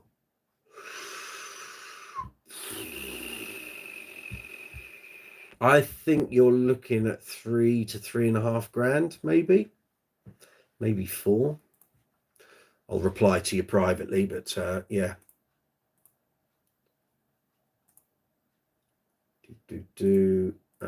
Yeah, I'd say in the region, because it's an 88, in the region of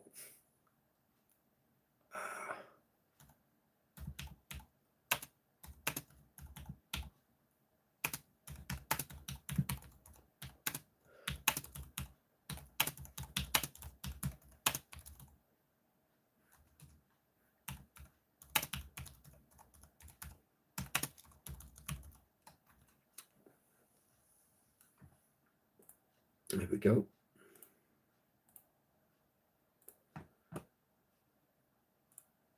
Cool. Joe, I've asked you this before, Mike. That's right. You can ask me again then, can't you? If another 4-string headed empathy came up at a good price, would you consider getting another one? No, because I've got 2. Or are you 100% satisfied with your current state? 100%. There's nothing status-wise I'm lusting after. I've got what I want. What I would like is a refurb of my Matrix, and I'm led to believe status aren't doing refurb work anymore. I've got a serious buzzing when you take your hands off the strings, which sounds like an earthing problem. I don't think there's any copper shielding in there, but I did take it to the gallery. Oh God, now we're going back, aren't we? 2013, because one of the pickups wasn't wired correctly, and they sorted that. The buzzing had gone, but I remember Martin going, "Oh, you might want to get this shielded," and blah blah blah. And I haven't, and I took it out on a gig about a month ago, and I was quite appalled at the background noise. So I would like to get that to status and say to Rob, anything else needs doing on it, do it. Maybe the pots might need replacing. We'll see. I need to get in touch with him. Actually, it's going on my list of jobs to do tomorrow. But no, otherwise I'm happy with my state eye. There's nothing I'm particularly hankering after, I don't think. If something really nice came up at a price that I thought was reasonable, then great. But no, I'm kind of okay with everything I've got at the moment. I'm very aware with these companies winding down that getting spares for things is going to become a real chore. And also with those things becoming quite valuable in terms of their value now, it's like old Fender stuff. You don't want to be replacing parts because they're going to go up in value over time. So we'll see. How about you? What are you after, Joe? What's on your shopping list? Because I know you've bought a few things lately. AJ, sir, how do you use scales and modes to construct expressive and non-repetitive bass fills? I don't really know theory. Speaking to the wrong guy, I'm afraid.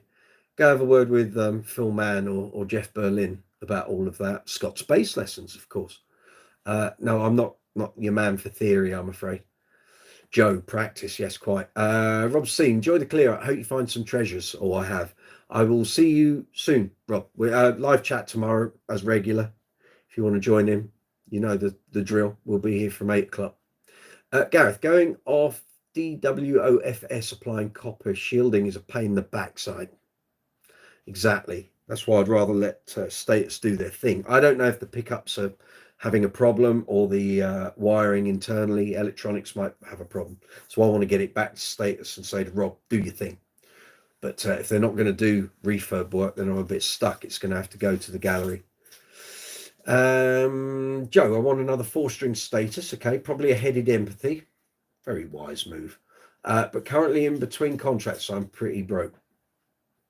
Know the feeling. Actually, I'm not that pretty broke. What am I talking about? No, I'm not pretty broke. Things are okay. Ticking over quite nicely. We're heading into festival season. Gigs are okay. We get to middle of July and it drops off for about a month. I've got very little in between third week in July and the third week in August. Yeah. So hopefully things will start changing soon. Some other work will come in, which will be good. But things, once we get in the summer, last minute things come in anyway. So it is what it is. Right, that's the Sheehan drive, and that's up there. So I can redress the set. This is the set, by the way, as per each video shoot. rather than just leaving stuff up and all the videos have the same background.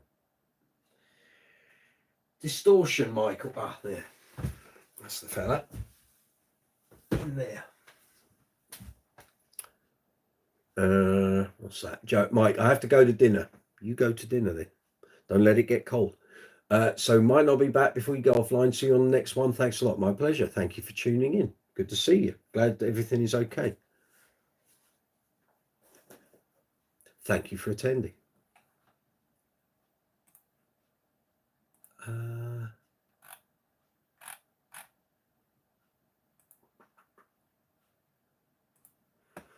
Here we are.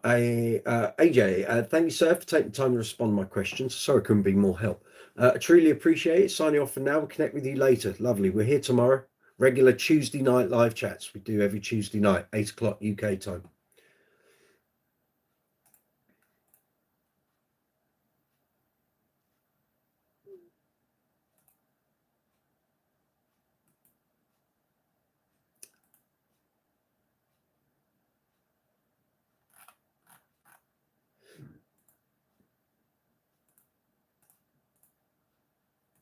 That's all good. Take it easy. All the best. I'll do a little poll. I forgot to do this, didn't I?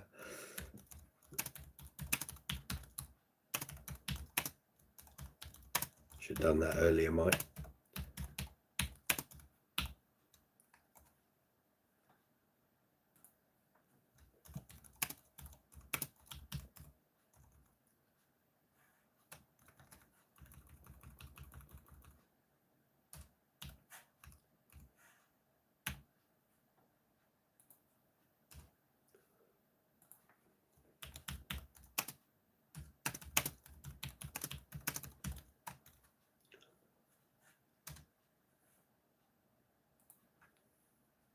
Should put that on a lot earlier, shouldn't I? Crazy. Gareth, what tuner do I use? Currently, I use TC Poly Tune Clip, but considering getting a pedal. When I use rack mounts, so if I'm taking the Aguilar out or I'm using a wireless or effect or anything, it's got a rack mounted tuner, I use a Korg tuner. Pedal wise, I've always used Boss TU2, which is still on my small board. I've got a couple of TU3s as well. So generally between Korg and Boss, I've been very happy. Never really felt the need. I know some people go very anally into tuner pedals and stuff, and they buy every one that comes up, and oh, it does this, it's more accurate. Crap. The other tuners wouldn't have been there if they weren't accurate. Okay, so I mean, you can get down into minutia if you want. I'm very happy with the Boss pedal tuners, happy with the Korg rack mount tuners. Take your pick. There's plenty out there. Although trying to get rack mount tuners is hard now. You have to buy them generally secondhand off eBay. Boss don't do a rack mount tuner, and Korg has kind of stopped. I think they might still do the pitch black, but they're really expensive. Much better just to buy a secondhand tuner. Jerry Blair, good to see you, sir. Hope you're well. Long time no see.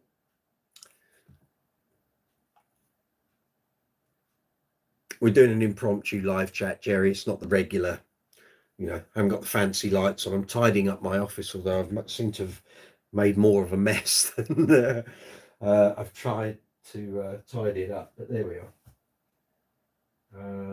Now, that might be enough for this at the moment. Let's see, 1, 2.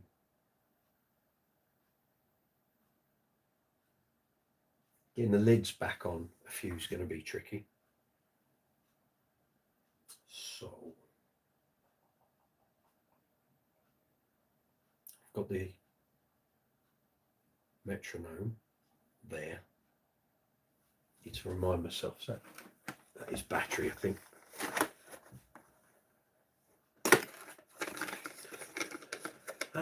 Gareth, some people say unless all the band are using the same model of tuner, you're all going to be slightly out, which is a load of...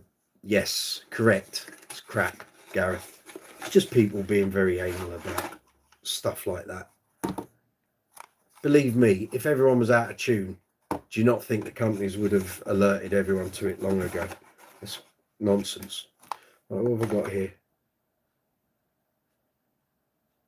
Okay, that's a battery in there. There's no adapter, is there? There's a battery in. Good. Right, that's ready to go. I can actually probably do some of that tomorrow. Keep watching on the fly, base demos and reviews.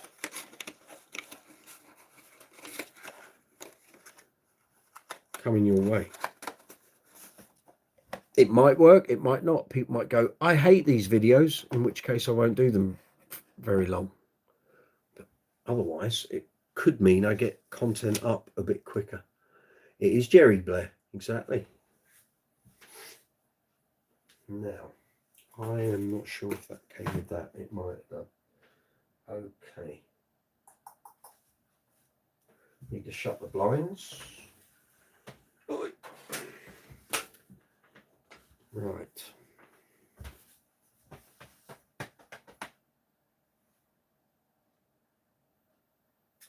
So that's the good TU2. So I'm actually going to put these pedals away. Well, I'll keep the tuner out, but the other two can go.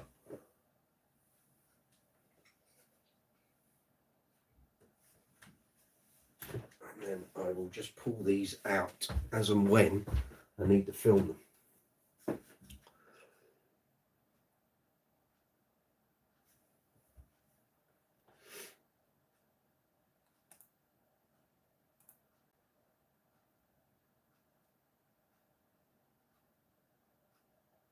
Okay, and I want that to hand. Actually, I think I run this off a battery, don't I? Despite me saying earlier on, don't leave batteries in your pedals. I do on this because I don't run it via electric when I'm doing the demos and the reviews. Right, that's ready to go. So who knows, maybe we'll get a couple of these up tomorrow. So there won't be any editing. It'll literally be bass into tuner. Well, actually, I'll probably do it with a clip mount tuner. Bass into that looper, into the amp, press record, quick explanation, play a bit, done, upload it, do another one, store it or schedule it for a later publishing. Gareth, what rig have you had high expectations for, but when you played through it were disappointed? Well, when I first got the EBS rig and I had the TD650, that was immensely disappointing because there was no mid-range. This is where we discussed this on the live chat last week before. It was last week, wasn't it, with Richard? And I upgraded from Hartkey to EBS, and the first rig Bernie gave me, it was like that head. There was just no personality to it. It was horrible. And then once I got the FAF head, it was like, now we found it. So that was disappointing. I've played through some Trace Elliott rigs that were immensely disappointing. They don't all sound the same. Lots of Ampeg stuff that's been disappointing. Mark bass, it's been okay. People have read my reviews and I don't think I've ever sounded overly positive. I've generally been positive because the gear's been good. Just not my personal preference to use. I think what else? We go through fits and starts with amplification where something comes out and it's the Emperor's New Clothes. Everyone sells their old gear, buys this new stuff, and then 6 months later something else comes out and all of that gets sold and they buy the new stuff. And then a year later something else comes out and everyone sells their old gear and buys the new. And I've seen it so many times I stopped even being concerned by it or outraged by it. It's sometimes people just looking for an excuse to spend their money, but they can do what they like, of course. Sometimes I wonder if people actually use their ears when they're buying gear. I think they're more interested in the label than actually what the gear does. But there we go. Jerry Blair, how are you doing? I'm good, man. I'm good. I think everyone's okay. Base greetings to everybody. Loves the low end. Yeah, all good. Got public gigs coming up. Got a Queen gig this week in Bilston, which is Midlands, west of Birmingham. Got some festival stuff coming up. A lot of wedding gigs for Uncle Funk, which is surprising because I thought everyone was strapped for cash, but seems not to be the case. They seem to want to book Uncle Funk. We're not cheap, so that's good. Gareth Harrison, the Ashdown rigs I've played through have been disappointing. Yes, unless you get a UK one. The UK rigs are very good by all accounts, but hired gear is very rarely ever a UK one. But not played through that many of them, to be fair. Yeah, it used to be years ago that became the stock in trade for a lot of hiring gear for bass was Ashdown. And I think maybe things changed. They went through a period of being a little unreliable from China and amps blowing up and what have you. But yeah, other than that, no, nothing that I'm trying to think if I ever had anything for review that was dreadful. Had a little combo from JHS, which called the Kinsman, I think, in late 2019. That was horrible. It wasn't worth 100 quid. 30-watt bass amp. It was absolutely rubbish. And I said so in the review. And I remember my editor saying, "You're being a bit harsh." I said, "No, I'm being truthful. It's crap. It's crap. That's why I've rated it." I said, "Oh, can we not boost the ratings?" I went, "No, we're not." I said, "Because I stand by my reviews and that thing's crap. And if someone buys it, they're going to turn around and say, 'How could you give it such a good review?'" No. I try and be honest when it comes to review stuff, because if, as a punter, if I'm reading it, I want it to be honest. How can I make my mind up on something if the review I'm watching or reading isn't accurate? I'll be a bit peed off. Right, let's get these pedals in their boxes. So we want the chorus box for that and the phaser box for that.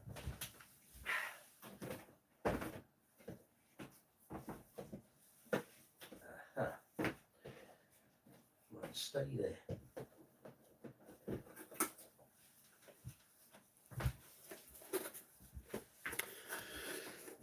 Patrick Ross, good to see you. What's my maximum jump height? What are you talking about? We're talking bass guitars, bass amps, bass effects, bass players. What are you talking about?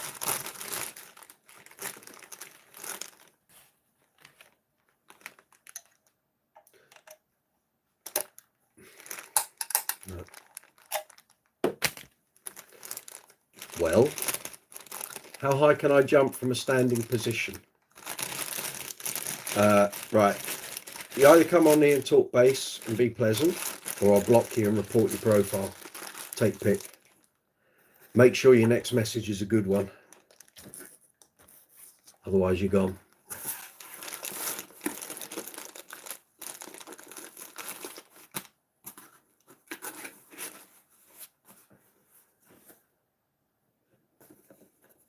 Maybe we should make it a thing when I do impromptu live chat. See how many we can block. Try and make it like a record.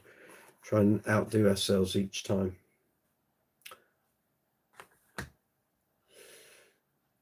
Okay, building a bass for your wife. Are you? Or are you just being a dope? Recommend any pickups? What sort of sound do you want? The sound you want to get will determine what pickups you go for. So, what are you after? Gareth, mate of mine selling SWR Goliath 410, right? One of the best cabs I've played through, but weighs a ton. That's the deal, Gareth. That's the deal. The great sounding stuff weighs a ton. No, I won't listen to it. You're spamming, mate.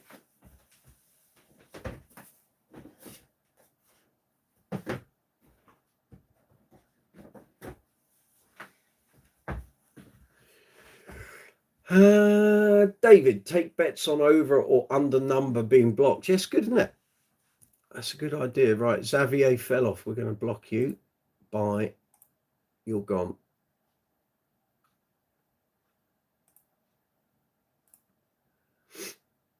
Bye, bye, bye.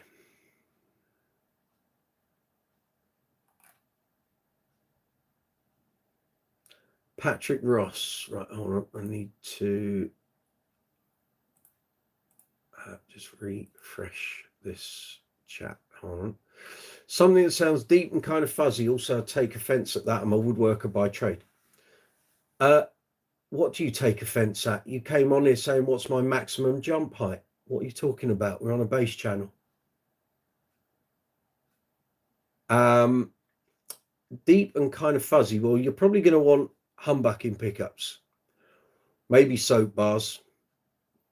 Depends on what your budget is. If you're looking for great pickups, Aguilar pickups are great. Bare knuckle pickups are good. EMGs, Bartolini's. It will depend on your budget and kind of the tone. Each pickup manufacturer has kind of a character built into their product. So it depends what you're looking for, whether you want it to be very mid-biased, very hi-fi, gnarly and dirty. It's kind of, and you need to try these things. So if are you putting a bass together? Yeah, you're building a bass. So I presume oh right, you're a woodworker by trade. So you're building a bass in terms of actually doing all the routing and stuff. Okay, well, you need to take into account what style she's going to play and what timbers you are using, because the natural tonal characteristics of the wood will determine how that bass is going to sound fundamentally. So do you want the pickups to amplify those characteristics, or do you want them to kind of have their own voice? It's a very much a mix and match thing. I wouldn't be surprised if once you've built the bass, you put a set of pickups in and go, no, don't like those, and you end up going for something else. So I would suggest, unless you can go to a store and try different basses with different pickups, use YouTube to maximum effect. Do loads of searches, because there are some great videos. Aguilar did one on their jazz pickups, their single coil pickups, and they took a bass and bass lines and basically took a Lakeland jazz bass and put each of their pickups in that bass, and the guy played the same bass parts. You can hear the differences. It's a radical difference between all four sets.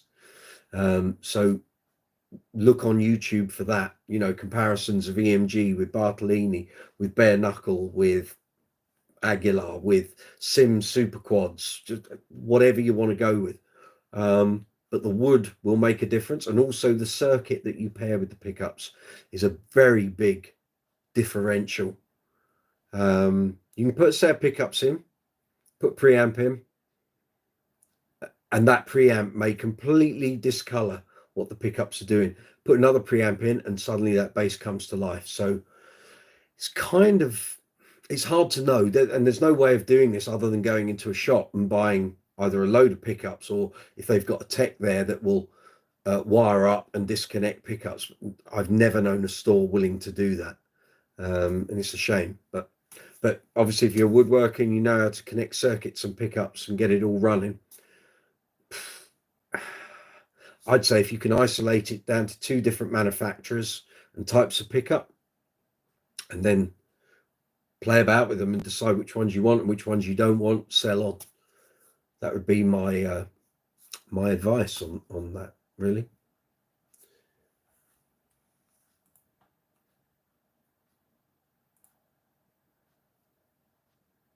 There we go, Gareth. Preamp makes a big difference. So all these different factors, they all combine to create the sound that your instrument eventually makes. Strings as well, depending what you go for. Round wound, steel, nickels, tape wound, gauge. You might want half wound, you might want flat wound. All those things, got to weigh it all up. Weigh it all up. Are you making the bass for your wife? And is there like a musical preference that she's got? Is she trying to emulate a particular player or a particular band or a sound on an album? What's your point of reference? What are does she like punky stuff? Is she going for that sort of sound? Is she going for a laid back yacht rock thing, maybe a rock thing, a soul thing? You haven't given me that information, so I can't advise much further than I have done, really.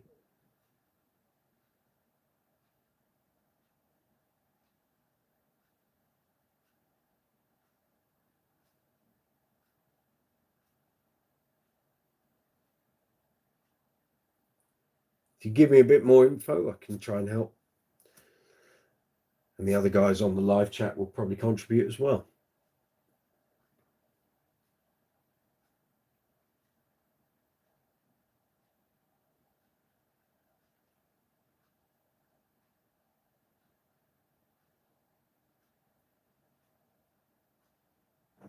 Right, let's get some lids on these tubs. Get them restacked, and we've got some room to play with.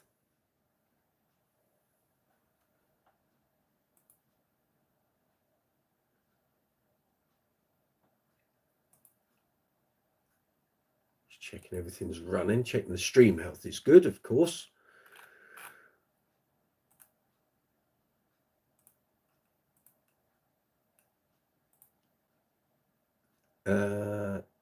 All right, John Walsh. I don't know if you're watching the live chat, John, but you're sending me messages on the community tab. You're in Rochdale, but quite shocked at your estimated price. Thanks loads, because that's one I'd have got wrong. Thank you, sir. Let me respond to that.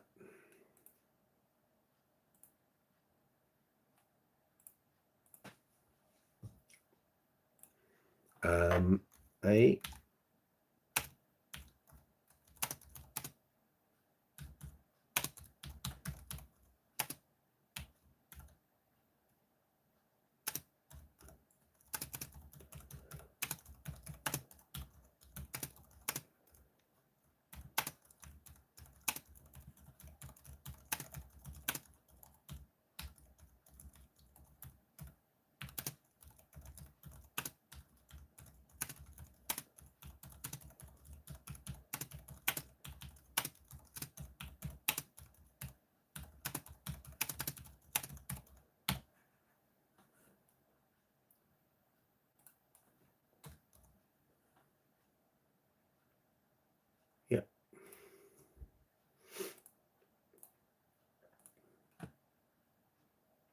Here we go. Oh, lots of messages here. Stacey, deep and burpy is what I get with the Bartolini soap bars on my Aria SB 900. Very nice bass. Gareth, my suggestion would be go to a music store, try as many different basses as you can. You can take your rig or play through a similar rig in the store. Correct. Agreed. Raphael, hey sir, listen to no. Well, thank you for the heads up. We've just had a guy come on here telling us to listen to stuff. So that's why I've kind of dismissed your message there. Sorry about that. I'll check it out another time. Got a lot going on at the moment. Another time though, but thank you for the comment. Right, what was I doing? Lids. That's what I'm doing. For the ones that can have their lids put on. Where's that gone?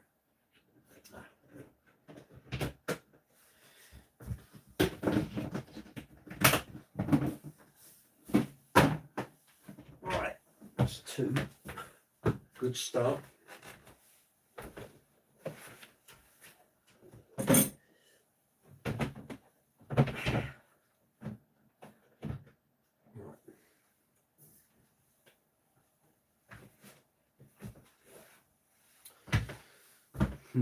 Now we're going to have to do a bit of jiggery pokery because the lids won't go on because the tubs are too full.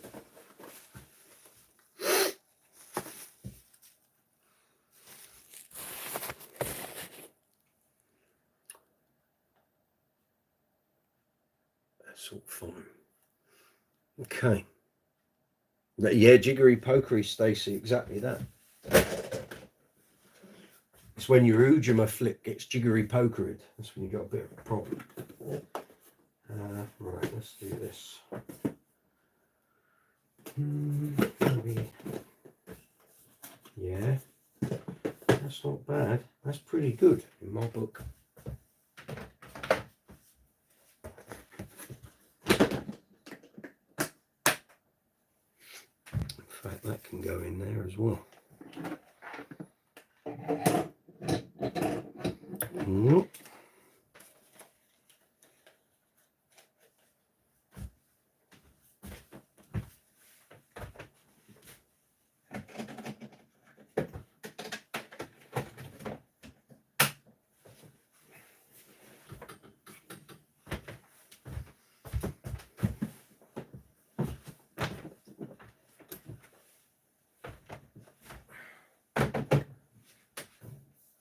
I'm going to create a tub tomorrow, which is all the products that I need to do videos of. So I still haven't done that.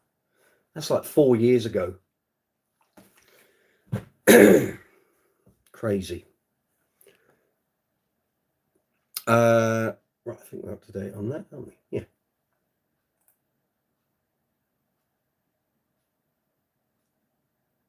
I love the old poll. You get 31% who said, no, I haven't done it yet, but they're doing it now. And the number of likes hasn't gone up. Gareth, do I ever get my gear pat tested? I used to. I get mine done, but never been asked by a venue. I've been asked by a venue twice, one of which was the BBC. I remember we turned up with a load of unpat tested gear.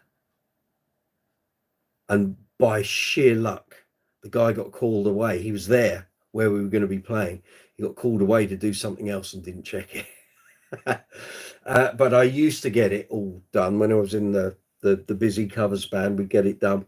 And then after a while, again, really usually for the work we did at that time, it was really just providing a document that the venue or the wedding planner could stick in a folder and say, yes, we've got one. Though no one ever checked. I've never had my gear checked apart from at the BBC. I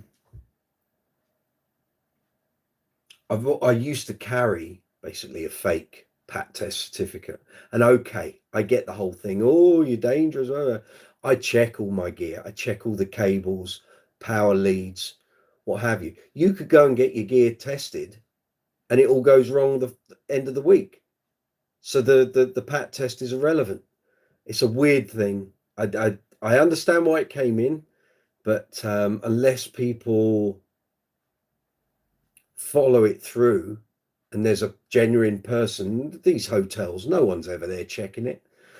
What about venues? You know, the case I've said before, there was a guy back in like 2003, 2004, turned up to do a gig in a pub, went to grab his mic when he was singing and got electrocuted. And it was the electricity coming out of the source at the wall that was the problem. The venue hadn't kept up to date on their stuff. So there's no consistency. And now I don't, because I don't carry any backline. You know, the only thing I carry really, generally, on like on Uncle Funk gigs is a plug board. Okay, one, and an adapter for running the pedals. That's it.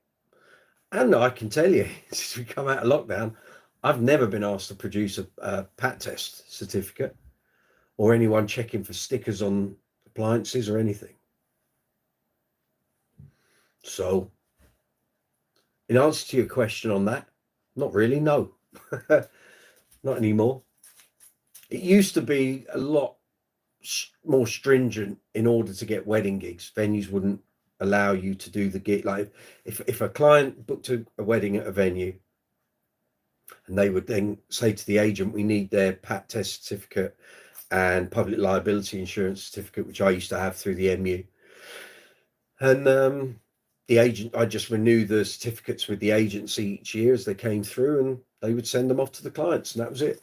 It really is just a form completion exercise. They'll print out certificates, stick it in a folder, and that's it. And that was it. But like I say, other than the BBC and I think one other gig in 25 years, I've never had gear checked or anyone sort of looking at it or anything. So bizarre. What's up with all the knee guzz? What are you talking about?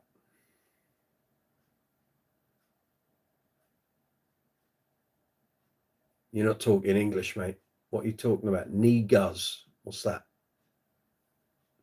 We're talking bass guitars, you dimwit.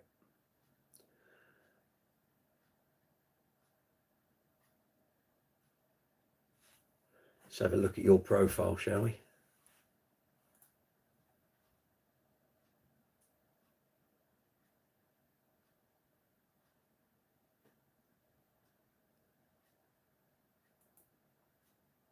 Don't know what you're saying, mate.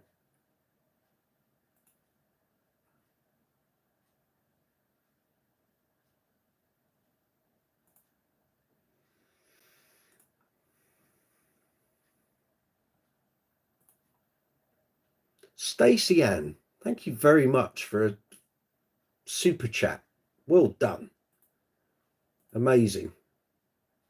Amazing. Thank you. Stacey's just given the channel $25. Thank you very much. Well, actually, it's not. We get about $15. No, we get 15. We get $14.50 out of that, and then it gets converted over to pounds. Thank you. Cheers for a successful live while cleaning your office. Thank you. Well done, you.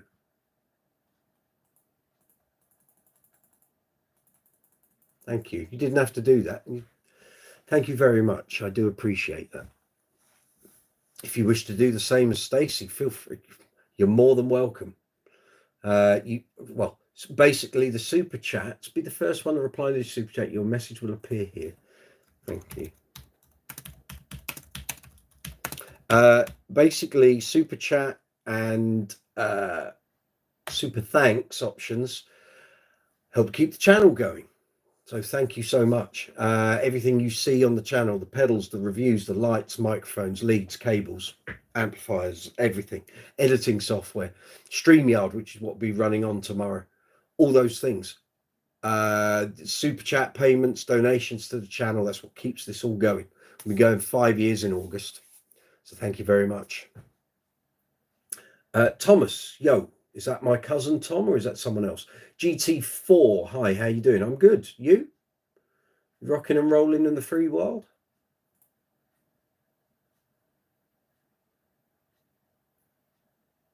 Okay, don't recognize you here on the channel. Don't know if you've been on here before.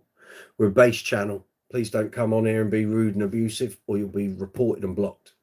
Vintage Corgi, that's it. Everything you demo is paid for by you. Certainly is. Yeah, I got the receipts to prove it. Doing fine so far, just chilling. Cool.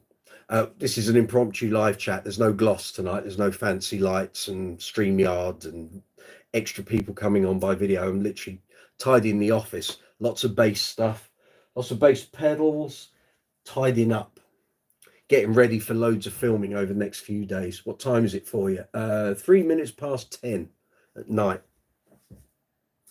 But going to be doing, hopefully, fingers crossed, we'll start on the fly bass demos and videos, reviews, amp stuff, pedal stuff, bass stuff over the next couple of days. So it'll be a case of bringing all of this sort of caper out, rattling through it quick, no hyper editing. It'll be a bit more, not simple, that's the wrong word, rustic maybe, without all the gloss of the super editing and all of that. We're going to try and do some more sort of readily available stuff that resonates. So we'll see how it all goes.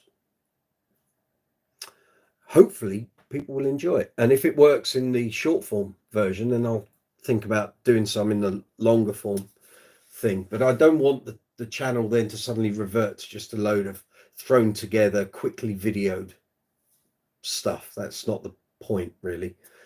It's just that there are more and more channels springing up that are doing very well and their videos have literally no presentation or editing standard. So yeah, we'll try it as an experiment, see if it works. If it doesn't work, it's fine. I'll revert back to how we've been doing all the videos and demos. It's all cool.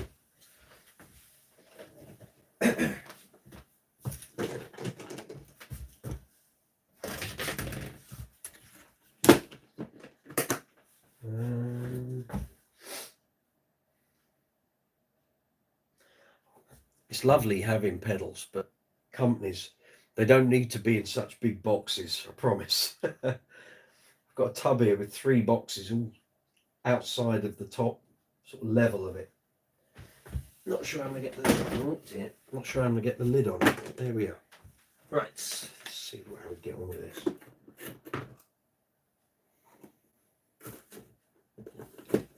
Oh, that's not bad. Yeah, that might work.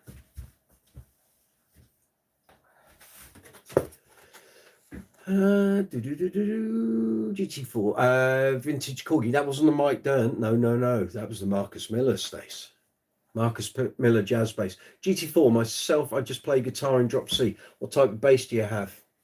Do you want to tell him? I've got a lot, and I appreciate your question. I have not got the time to tell you all the guitars I've got. Yeah. Stacey knows the drill. So yeah, lots. You can ask. Probably best thing is if you have a quick, while we're here on this live chat, open up another window and come back to the channel and go through the content section. There's a video. What am I talking about? Let's help the guy. Right, mate. Hold on. Here's a video that was recorded 2.5 years ago. This was my collection then. It's not my collection now. My collection now is bigger. Here you go. So I don't want to be rude, but this is probably the best thing. Okay, so have a look on here. That'll take you to a video that's here on the channel. You can see what I had up to January 2023. See how you get on with that little lot.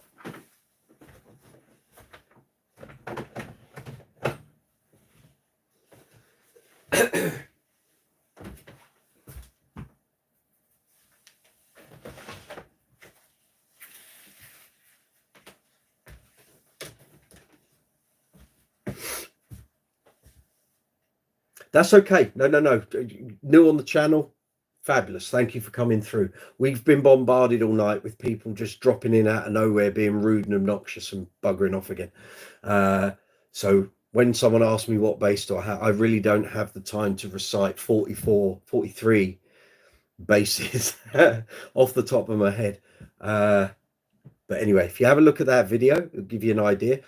We do a regular live chat. So this is an impromptu live chat. Literally, I'm tidying up my office in order to be able to do a load of filming tomorrow. And I came on, did an impromptu chat, talked to some of the regulars because I didn't get a chance at the weekend to do an impromptu live chat when I was out gigging. So today is kind of making up for that. Tomorrow night is the regular standard live chat that we do on Tuesday nights. So you are more than welcome to come in. You want to come talk bass, feel free. There'll be a whole load of it, a couple of hundred of us all talking bass and answering questions. You can come in on video if you want. I run it on StreamYard, which comes through here onto YouTube. You can come on by video. You want to talk guitars and bass, and you're more than welcome. All good. Yes, time for a collection addendum. Yeah. In fact, I'm thinking of maybe doing another video and using the stuff from the first one and bolting on as well, rather than just an extra bit, and it'll probably take over from the old video. So what? Yes, so I will look into doing that. It's been on my mind for a while, actually. Yeah, just GT4 gets stuck in. Perfect. Yeah, there we go. Yeah.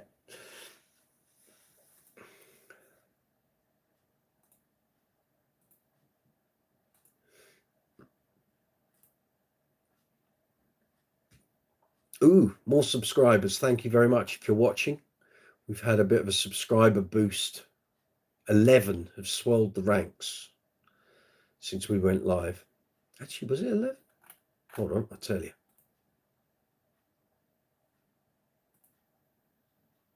Ah, no, that's not what you want, you dope. Sorry, I'm clicking the wrong buttons here. Yes, 11. We've increased by 11 since we went live. Thank you very much.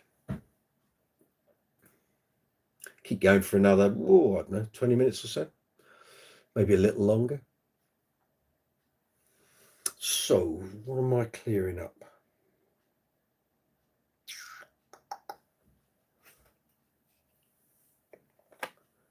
Bits everywhere. No. Wrong box, Mike. That's not the one you want. That's the one you want.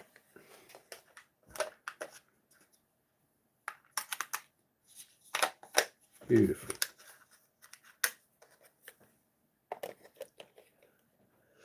Yeah. Oh. I had a different place for those before. Right. Let's see what I can manage with this. It's going to be entertaining.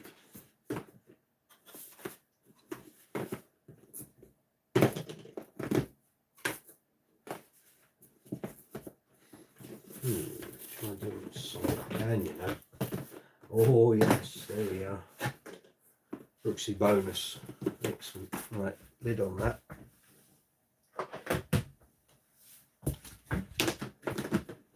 Ah, something's not working there, is it? Right, let's try it that way. No, that ain't gonna work either. Right.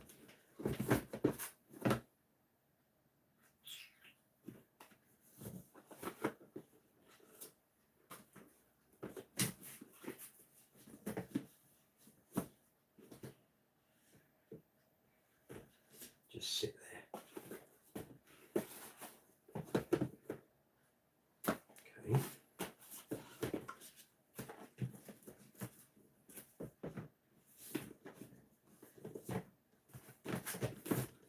Now, is that no, it's not. It's not it, is it? Right, smaller boxes. Packing pedals in a tub. It ain't great. GT4, I have to go, but good luck. Maybe see you again. Yeah, cool. Take it easy. Thank you for the question. So we've been a bit battle scarred tonight with idiots coming on. So, that looks like it. Yeah, now we're talking.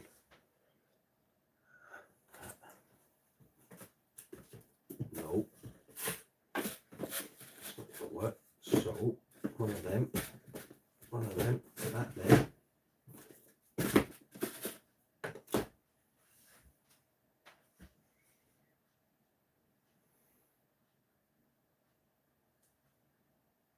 Where's the grey one gone?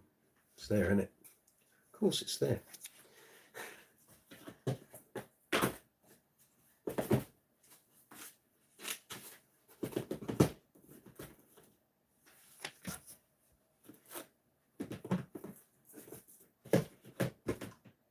No.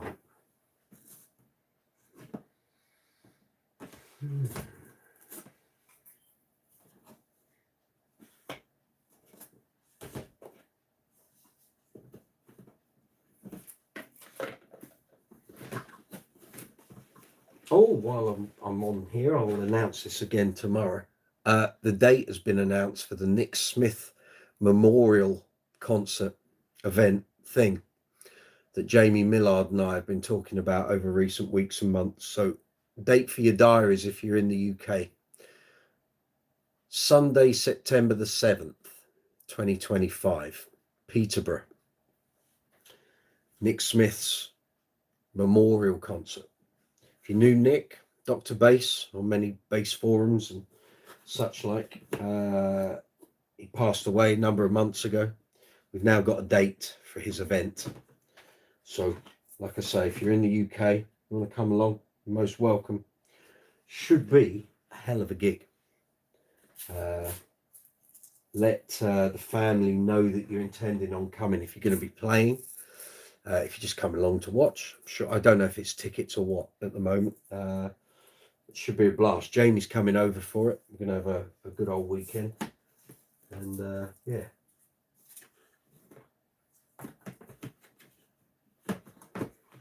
Struggling with one pedal here.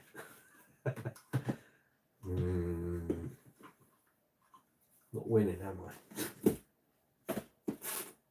I've got 2 pedal boxes and 2 pedals without boxes and 2 pedals in boxes. It's just not having it. Right. Is that a thing? Could that be? Maybe. That isn't.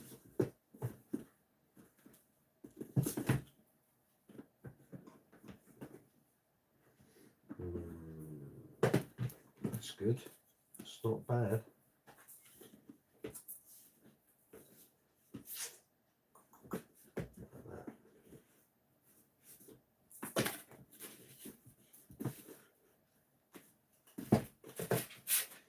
That's kind of good if I can get that. Oh yeah, now we're talking. Excellent. Just got to get it in the right bit.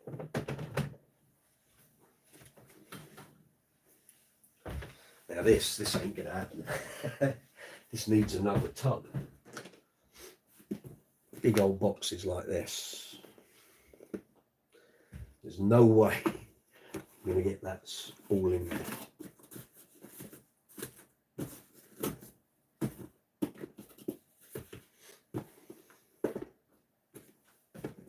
Nope. That way. Nope. That way. Nah. Oh, that's not too bad. Okay. It's still not enough for the others. Maybe they'll just have to sit on the top. This is another way of doing this. It's like Krypton Factor. Anyone who used to be here in the UK, you'll know what I'm talking about.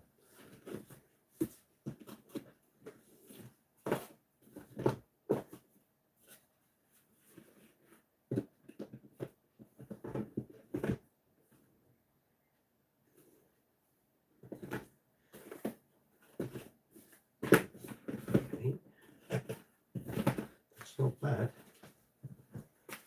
That isn't bad.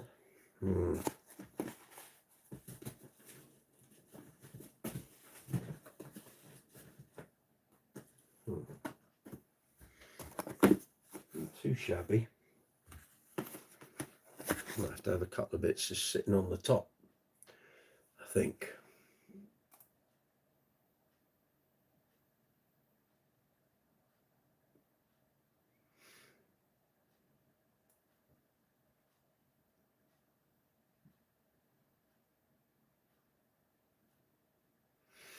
Yeah.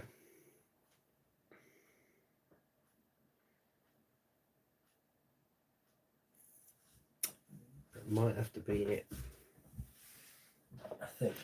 But Lord knows there's another 4 tubs in the lounge of stuff that's got to be sorted. We might get it done tonight. We'll see.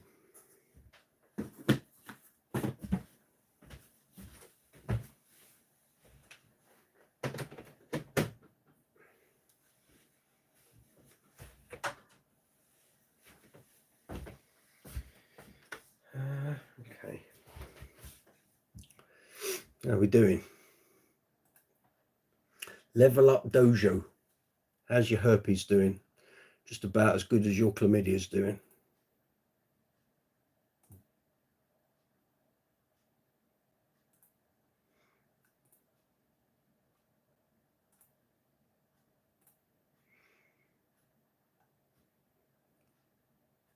As the Queen song goes, another one bites the dust. And like that, she disappeared. Right. Probably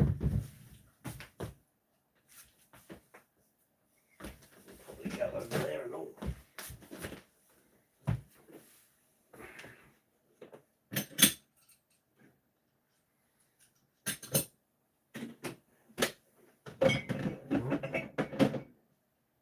Good.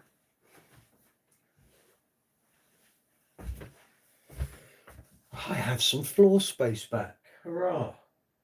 Getting there. Super. Oh, we're having a flurry of people. Hold on. Let's see what you're all saying.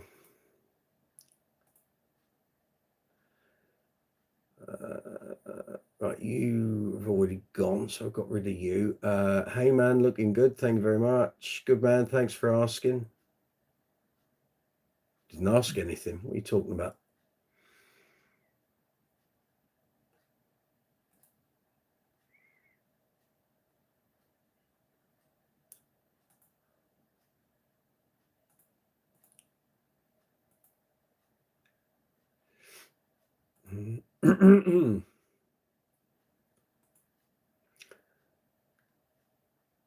Herpes. No, someone's posted it, mate.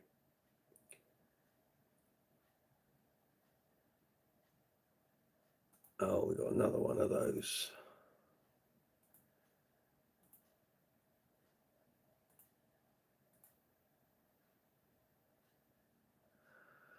Another one's gone. It's great, isn't it?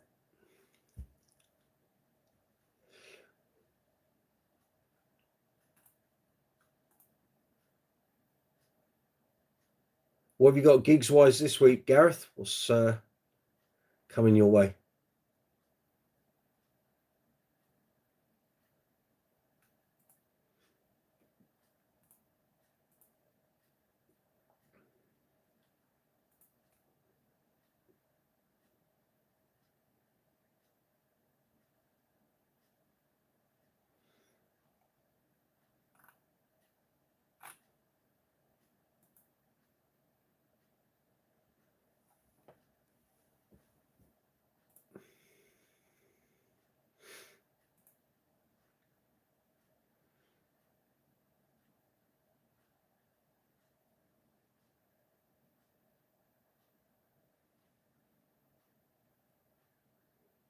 Crikey, been on 3 hours and 40 minutes. That wasn't planned. Have I really been tied in the office for that long? Goodness me. Well, anyway, at least the pedals are all where they need to be. We'll start getting some new content up. So some of you will have seen this before. Some of you not, perhaps. It's the bass center jive bass with it's fretless. It's going to be on my new series, fretless series, the Bass Odyssey, in Brooks's Bass Corner.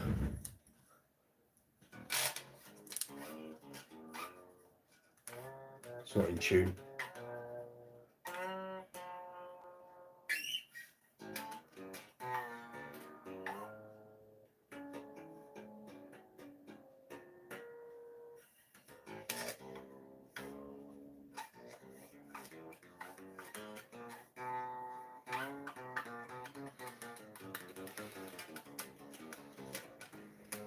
It's not in tune. Of course it isn't in tune. I haven't tuned it up for about a year.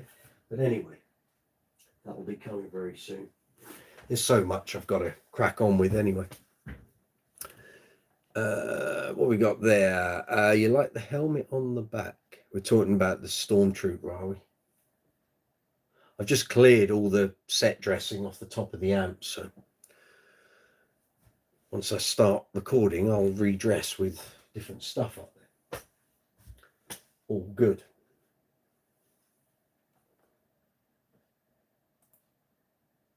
Gareth, what bass is John Deacon playing? Video for Breakthrough. This is Roger Giffin. It was handmade for him around about 86, 87. It's split coil and single coil. Roger was a guitar luthier tech guy based in kind of southwest London, I think, around about that time. And obviously Deacon didn't have a bass with a P and a J, or we'd just gone for the split coil. And Roger was the guy that did the black bass for him. So before the black bass everyone associates with 86 onwards, that was his maple, his ash, natural ash and tortoiseshell plate from Live Aid, and years before. And before it was natural, it was Sunburst. He actually had that bass through his whole Queen career. It's just as it got battered and dinged and whatever else, he would give it a facelift. So it's actually the same bass. Something about that pickup as well. I think it's a 68 precision, and the black one is purely the natural one tarted up. So they changed the hardware for gold hardware. Think of all the gigs and the work that had gone on with that bass, probably shaking itself to bits. So new tuners, machine heads, new bridge. I think we went with a Schaller 3D bridge. Was it an ABM 3D bridge? Anyway, so new bridge, new tuners, strap buttons, controls. But basically the guts of it is the same. Resprayed, black plate, bang, off you go. And that was that. So Roger did that, and then clearly John was so pleased with what he did, he said, "Can you make me a bass?" And that's that. That's that bass. Do it stank? No idea what you're talking about, mate.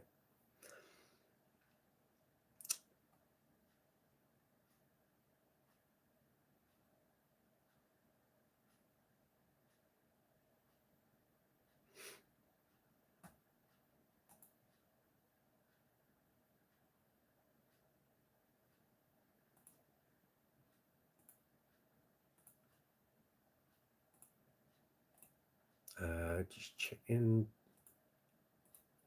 Community tab messages. No, we're all good. All good. Analytics are fine. Dashboard's fine. Good.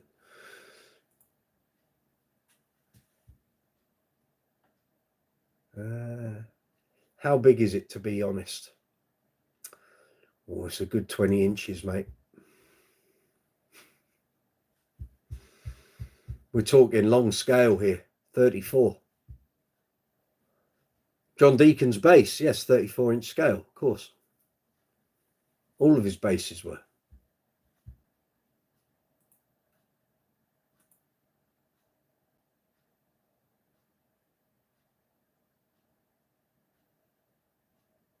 Yes, sir.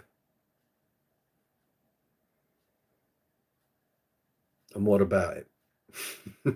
We're a bass channel. We're talking bass guitars, bass amps, bass effects, bass players.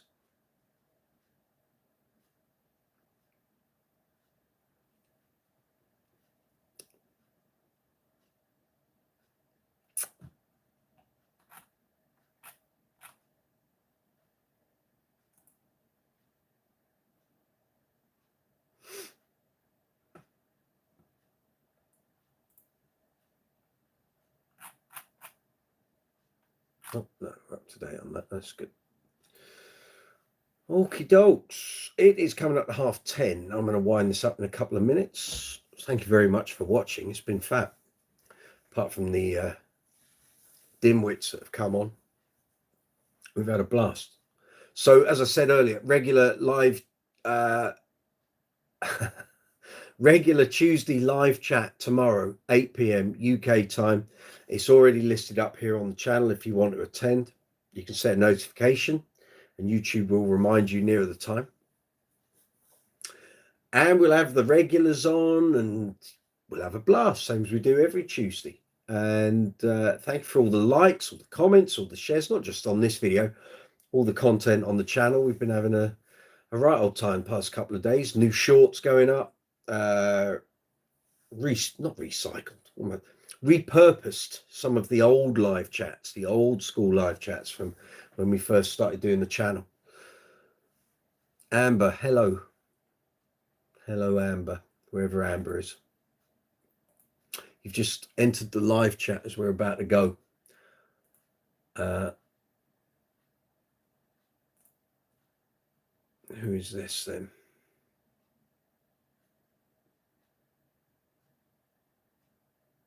Katie Lynn Bug 7239. Hello, welcome. We're talking bass guitars on here. Yeah, this is the funny thing, isn't it? People come on here and think they're anonymous. You're not. I can see your profile. I can see your profile. I can see your pictures. I can see your content. Not just you, Amber, all the dimwits that we've had on tonight's impromptu live chat. We've had some right Charlies on, and what they don't realize, I can see their profile. So it's very easy to report them and have their profile shut down. and then they don't have a YouTube profile. You can set another one up, but why do you want to have to keep doing that? So it's all good. So it's 10:30 in London. Thank you very much. It's been fabulous. I will catch the regulars tomorrow, Tuesday. If you found this video after the event, you're very welcome to join in. Tuesday night live chats on Brooks's Bass Corner. We're talking bass guitars, bass effects, bass players. That's what we're about. So if you want to join in, got some problems with some bass gear, maybe just taking up bass, maybe you're seasoned pro looking for some advice or some hanging out chat, that's what we're all about. With some purple dice, topped off with some rice and lime. Right, okay, we've got nutcases coming in. On that note, I love you and leave you. See you tomorrow, Tuesday, 8 o'clock. Take it easy. See you soon.